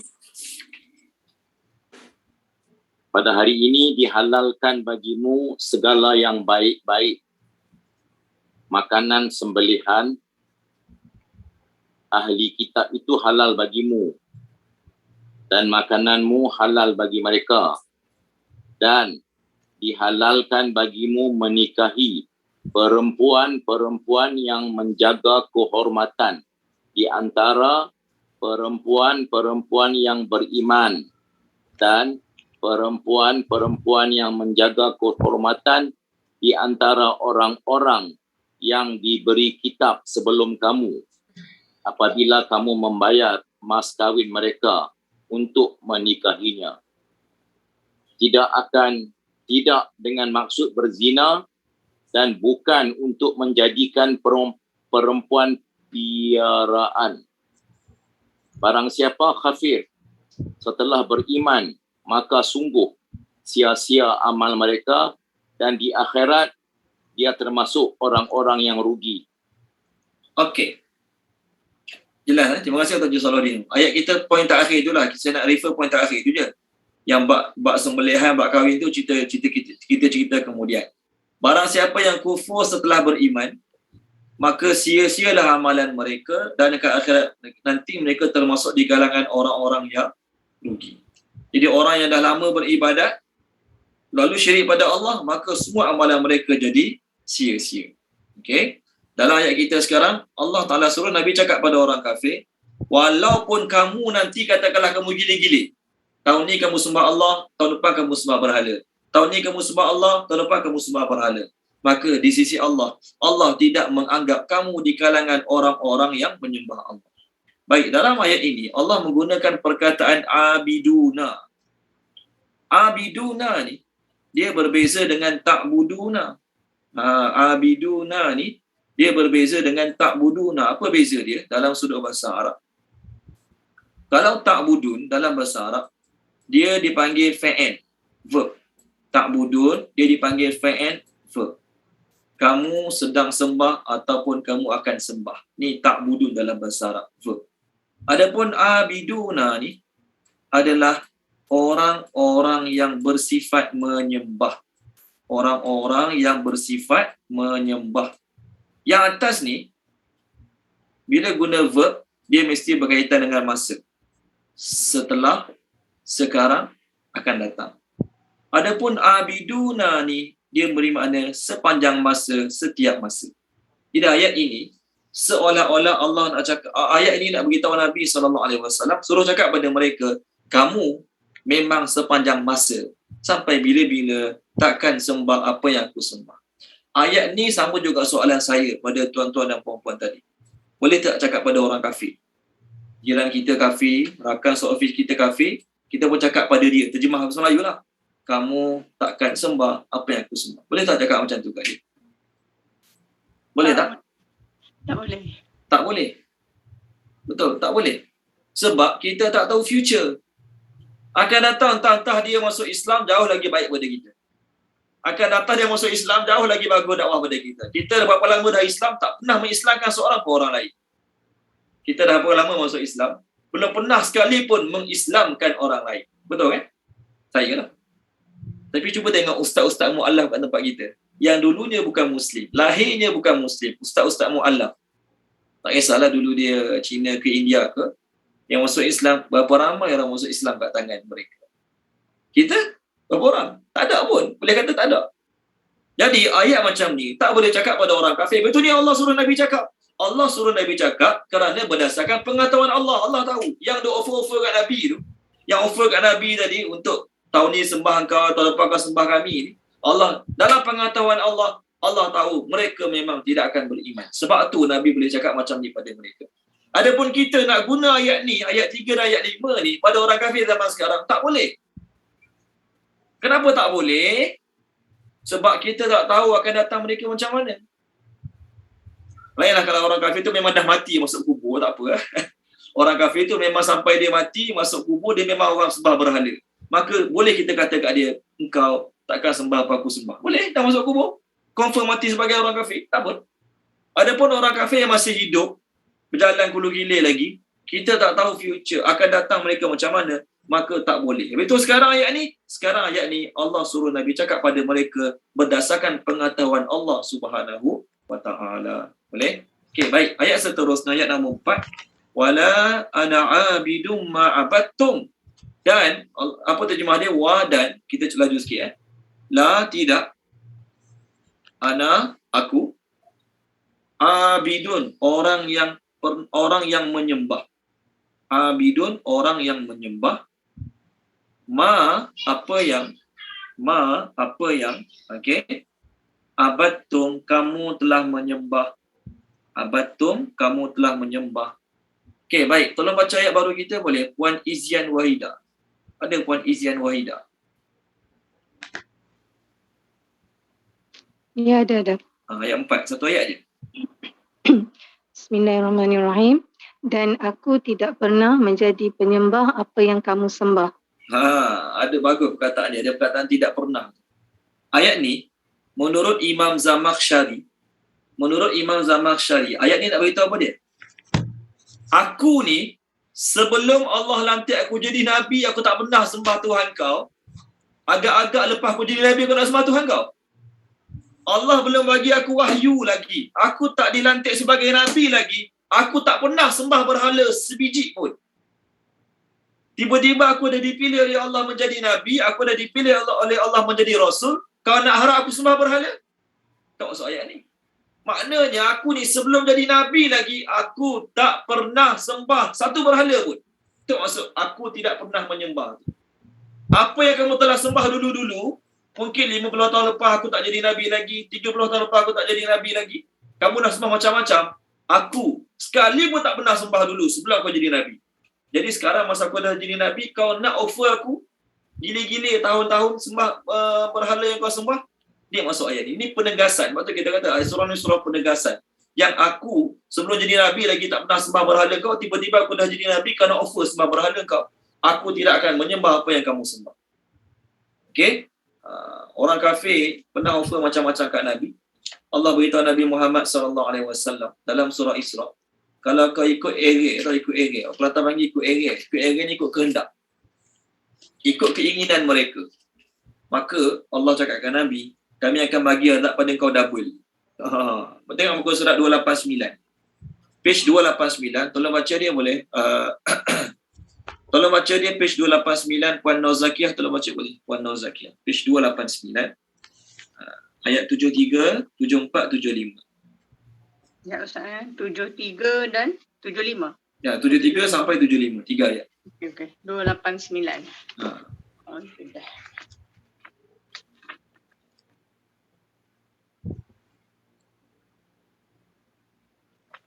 Auzubillahi minasyaitonirrajim. Bismillahirrahmanirrahim. Dia dan mereka hampir memalingkan engkau Muhammad daripada apa yang telah kami wahyukan kepadamu agar engkau mengada-ngadakan yang lain terhadap kami. Dan jika demikian, tentu mereka menjadikan engkau sahabat yang setia. Dan sekiranya kami tidak memperteguhkan hatimu, pasti engkau hampir-hampir sahaja cenderung sedikit kepada mereka. Jika demikian, pasti akan kami rasakan kepadamu seksaan berlipat ganda di dunia dan berlipat ganda setelah mati. Dan engkau Muhammad tidak akan mendapat seorang penolong pun terhadap kami. Terima kasih Puan Zakia. Katakanlah Nabi terima offer ni. Okeylah, setuju. Tahun ni kamu semua jadi Muslim. Tahun depan kami semua jadi macam kamu lah, sembah selain Allah juga. Dan saya Allah kata, mereka akan anggap kau sebagai best friend, kawan baik. Dia dah jadi kamcing sebab dah terima offer ni. Tapi ke akhirat, siaplah kau dapat double azab pada orang lain. Kau dapat double azab daripada orang lain. Jadi Allah Ta'ala teguhkan hati Nabi SAW, turunkan ayat ni pada Nabi SAW nak bagi kata putus pada mereka yang aku. Sebagaimana dulu tak pernah sembah selain Allah, tak pernah sembah berhala-berhala kamu sembah. Aku dah jadi Nabi, sampai bila-bila pun aku memang takkan sembah apa yang kamu sembah. Ni ayat yang kita tahu. Sebab kalau Nabi layan kerenah mereka, niat nak tackle mereka ke, nak pujuk hati mereka ke, ya, kita kena tackle hati orang kafir. Kena buat orang kafir terkesan dengan kita. Tapi jangan sampai mengabaikan akidah kita. Orang kafir ajak masuk rumah ibadat mereka, kita masuk. Orang kafir ajak tunduk pada hutang mereka, kita tunduk. Dengan niat apa dia? Nak raih pendapat, nak raih kefahaman, nak tarik mereka pada Islam. Benda tu tak boleh. Ada benda-benda yang kita boleh raihkan, ada benda-benda kita tak boleh nak raihkan.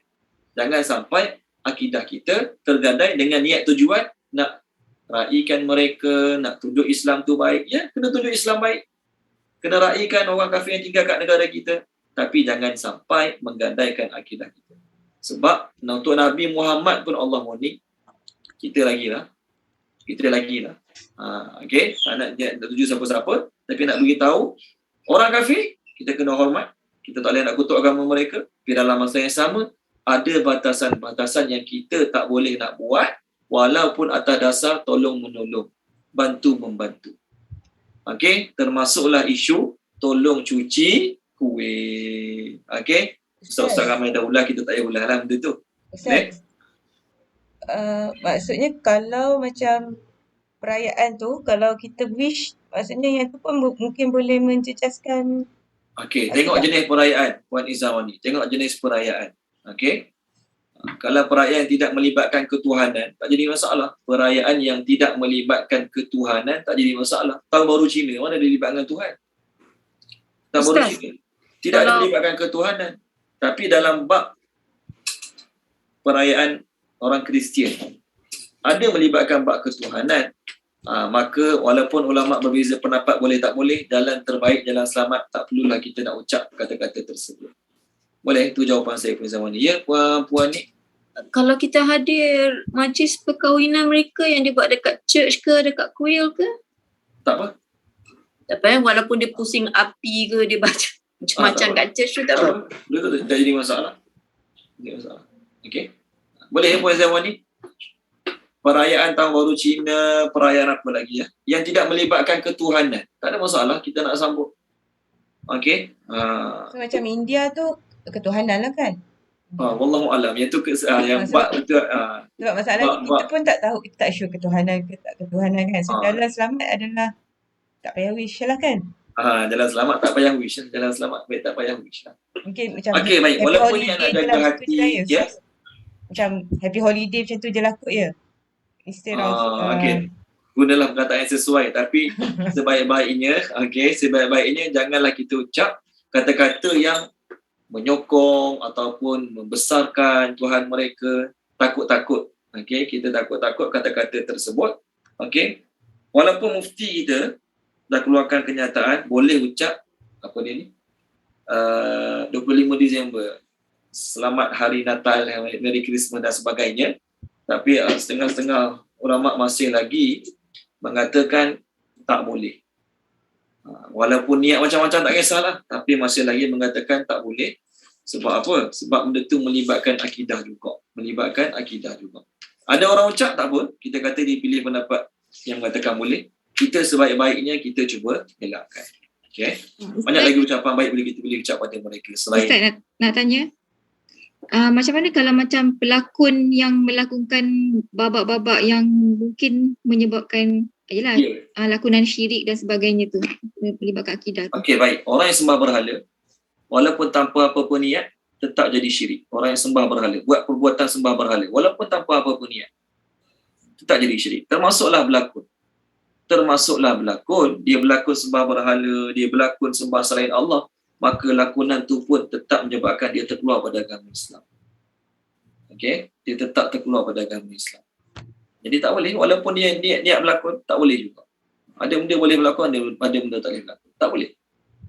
Pakailah pendapat apa pun, pengarah filem suruh ke apa ke, tetap tak boleh. Okey, kita habiskan 2 ayat lagi.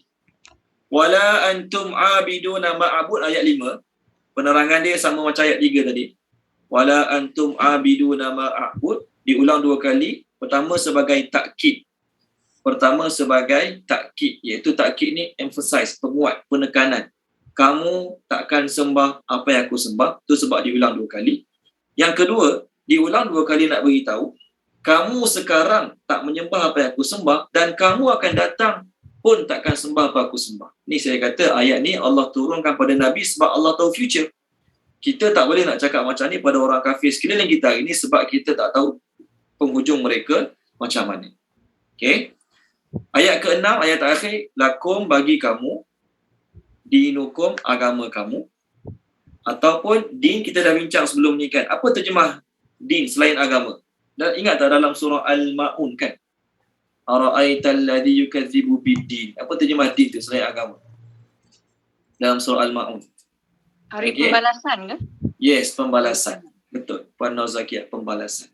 Jadi maksud ayat ni, bagi kamu balasan untuk kamu, wali dan wa dan liya, li bagiku, dini agamaku ataupun balasan untuk aku. Jadi 2 terjemah boleh, bagi kamu agama kamu, bagiku agamaku, ataupun terjemah satu lagi, bagi kamu balasan untuk kamu, bagi aku balasan untuk aku. Kalau bahasa kita sekarang, kubur masing-masing. Kubur kamu punya urusan, kubur aku punya urusan. Penerangan dia macam tadilah, mula-mula sebelum kita masuk surah ni. Sesuai tak kita baca macam ni pada orang kafir yang kita belum pernah dakwah mereka? Sesuai tak? Orang kafir tu kita tak pernah explain pada mereka tentang Islam. Kita tak pernah ajak mereka masuk Islam. Mereka pun mungkin tak faham tentang Islam. Yang mereka faham baca sikit-sikit kat Google je. Yang mereka faham yang ditulis di media-media barat. Tu dia mereka faham tentang Islam. Penerangan pada kita tak ada apa pada mereka. Kita terus cakap pada mereka, bagi kamu agama kamu, bagi aku agama aku. Sesuai ke tak sesuai? Sesuai. Kalau kita telah 20 kali dakwah mereka. Sesuai?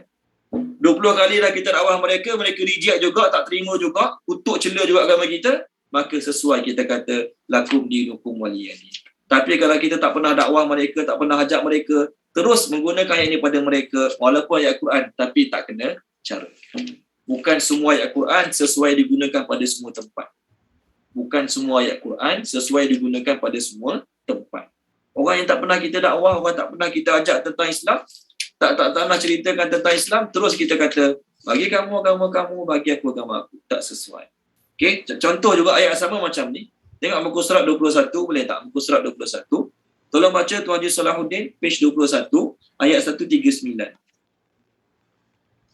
Ayat 139. 21, 139. 21, 139. Bismillahirrahmanirrahim. Katakanlah Muhammad, apakah kamu hendak berdebat dengan kami tentang Allah, padahal dia adalah Tuhan kami dan Tuhan kamu. Bagi kami amalan kami, bagi kamu amalan kamu, dan hanya kepadanya lah kami dengan tulus mengabdikan diri. Bagus Tuan Haji Salahuddin. Intonasi tu kena. Boleh jadi pembaca berita, boleh jadi pelakon Tuan Haji Salahuddin, insya-Allah. InsyaAllah. Okey, baik. Saja gurau Tuan Haji Salahuddin. So ayat ni, bagi kami amalan kami, bagi kamu amalan kamu. Sesuai tak kita cakap pada orang yang tak pernah kita nasihat?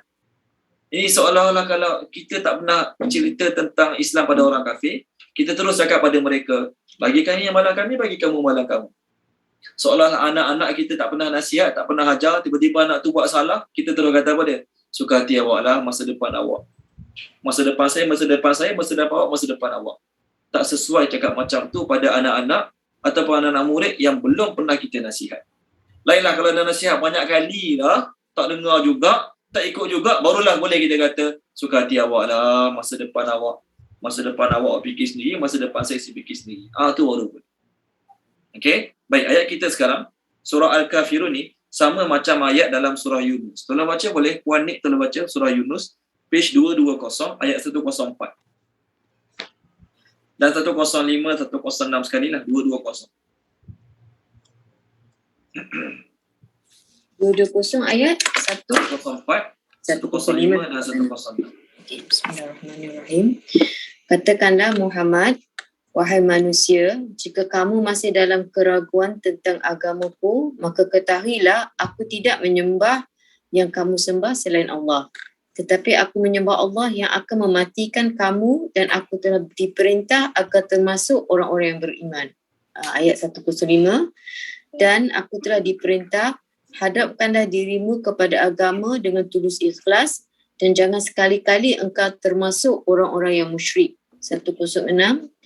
Dan janganlah engkau menyembah sesuatu yang tidak memberi manfaat dan tidak pula memberi mudarat kepadamu selain Allah. Kerana jika engkau lakukan yang demikian, maka sesungguhnya engkau termasuk orang-orang zalim. Okey. Isi ayat 3, terima kasih Puan Nik. Isi 3 ayat ni sama macam isi dalam surah Al-Kafirun. Wahai Muhammad, Allah suruh Nabi kata, wahai manusia, iaitu orang Mekah, kalau kamu ragu-ragu terhadap agama aku, maka ayat ni ringkas. Jawapannya ialah, aku tidak akan ragu-ragu terhadap agama. Kalau kamu ragu-ragu terhadap agama aku tak ragu-ragu langsung terhadap agama. Oleh kerana kamu ragu-ragu terhadap agama aku, maka kamu akan menyembah selain Allah. Aku yang tak ragu-ragu terhadap agama aku tidak akan menyembah apa yang kamu sembah. Okey? Oleh kerana kamu ragu-ragu terhadap agama aku, kamu tak akan sembah Allah sahaja macam aku sembah Allah sahaja. Tapi aku akan sembah Allah sahaja yang mana akan matikan kamu nanti. Kamu nak tak nak kena jumpa Allah juga nanti. Kamu nak tak nak, setuju tak setuju, suka tak suka, kamu kena jumpa Allah juga nanti. Adapun berhala-berhala kamu tu, kalau aku tak sembah, mereka tak boleh mudaratkan aku langsung. Dan kalau aku sembah, katakanlah aku sembah berhala kamu, mereka tak boleh tolong aku, tak boleh selamatkan aku dunia dan akhirat. Okey? Jadi lepas Allah suruh Nabi cakap macam tu, ingat ayat 104 Allah suruh Nabi cakap macam tu kan? Apa Allah suruh Nabi buat? Ayat 105. Wa an aqim wajhaka lid-dini hanifa. Hendaklah engkau menghadapkan wajahmu pada agama yang lurus. Maksudnya apa dia? Tetap istiqamah dalam ibadat. Dalam bab berdebat dengan orang kafir, tuan-tuan dan puan-puan, bukan pandai cakap saja. Setengah orang dia pandai comparison antara agama. Hebat. Tapi dia sendiri tak ada amalan. Semayang tunggal langgar, puasa pun kadang-kadang, puasa kadang-kadang. Maka orang macam ni tak kuat dalaman dia. Nak ceritanya, dalam bab agama, kita boleh berdebat dalam bab agama. Betul kan? Soal jawab agama, berdebat bab agama. Orang kafir tanya, kita jawab. Orang kafir kecam, kita jawab. Bagus. Tapi pandai jawab, tahu jawab, bukanlah jaminan kita kuat dalaman. Jaminan kuat dalaman apa dia? Sembahyang. Ni Allah suruh Nabi hadapkan wajah pada agama yang lurus. Sembahyang. Contoh satu ayat ni lah, 10:45. Contoh dalam surah Al-An'am. Ketika mana orang kafir ajak orang Islam murtad. Antaranya anak Abu Bakar radhiyallahu anhu ajak ayah dia kafir balik. Ajak ayah dia murtad kafir balik. Allah ajar cara jawab. Muka surat 136. Tolong baca boleh? Muka surat 136 Puan Nur Hidayah Ahmad. Tolong baca boleh? Muka surat 136 ayat 71 dan 72. Last InsyaAllah last. 71, 72. Ya. Bismillahirrahmanirrahim. Katakanlah Muhammad, adakah kami akan memohon kepada sesuatu selain Allah yang tidak dapat memberi manfaat dan tidak pula mendatangkan mudarat kepada kita? Dan adakah kita akan dikembalikan ke belakang setelah Allah memberi petunjuk kepada kita seperti orang yang telah disesatkan oleh syaitan di bumi dalam keadaan kebingungan? Sahabat-sahabatnya mengajaknya ke jalan yang lurus dengan mengatakan, ikutlah kami. Katakanlah sesungguhnya petunjuk Allah itu adalah petunjuk yang sebenarnya dan kami diperintahkan agar berserah diri kepada Tuhan seluruh alam. Satu ayat lagi. 72. Dan agar melaksanakan solat serta bertakwa kepadanya. Dan dialah Tuhan yang kepadanya kamu semua akan dihimpunkan. Okey. Tengok. Terima kasih Puan Nur Hidayah. Ayat 71, ketika mana orang kafir ajak orang Islam murtad, Allah ajar cara jawab. Qul, jawab pada mereka. Patut tak aku sembah selain Allah yang tak boleh beri manfaat, tak boleh beri mudarat dan bla bla bla bla sampai habis. Okey. Ayat 72 Allah kata apa? Jaga semayang. Jaga semayang. Kamu pandai jawab, orang kafir tanyalah kok mana, kok kanan, kok kiri, kok atas, kok bawah tentang Islam. Kita boleh jawab. Tapi kita tak jaga semayang, kita tak kuat dalaman. Kalaulah kita tak pandai jawab, orang kafir kecam Islam, kutuk Islam, kita tak pandai nak jawab. Tak kerti nak jawab. Kita bukan ada ilmu macam Dr. Zakir Naik. Kita bukan ada ilmu macam Dr. Ahmad Didat. Tak pandai jawab. Tapi kita orang jaga semayang, insya-Allah kita selamat. Dalaman kita kuat. Jadi dengan orang kafir bukan sekadar kena tahu jawab, pandai jawab. Kena ada juga kekuatan dalaman. Macam mana dapat kekuatan dalaman? Jaga solat. Boleh insya-Allah. Baik, kita berhenti sini dulu. Apa yang baik pada Allah Subhanahu Wa Taala, apa yang tak baik daripada kekurangan kelemahan saya, minta maaf pada tuan-tuan, minta ampun pada Allah Subhanahu Wa Taala. Bismillahirrahmanirrahim. Subhanallah wa bihamdi, subhanakallahumma bihamdika, asyhadu an la ilaha illa anta, astaghfiruka wa atubu ilaik. Allahumma zayyinna bi zinatil Qur'an wa akrimna bi karamatil Qur'an wa syarrifna bi syarafatil Qur'an wa adkhilna al-jannata bi syafaatil Qur'an ya dzal fadli wal ihsan. Allahumma inna nas'aluka ilman nafi'a wa rizqan wasi'a wa rizqan mubarakan wa amalan mutaqabbala. Allahumma anfa'na bima 'allamtana wa 'allimna ma yanfa'una wa zidna ilma walhamdulillahi rabbil alamin. Amin. Terima kasih banyak semua. Mohon maaf salah silap kalau ada jumpa lagi insya-Allah. Assalamualaikum Ustaz. Assalamualaikum warahmatullahi wabarakatuh. Assalamualaikum. Terima kasih. Waalaikumsalam sama-sama. Waalaikumsalam sama-sama.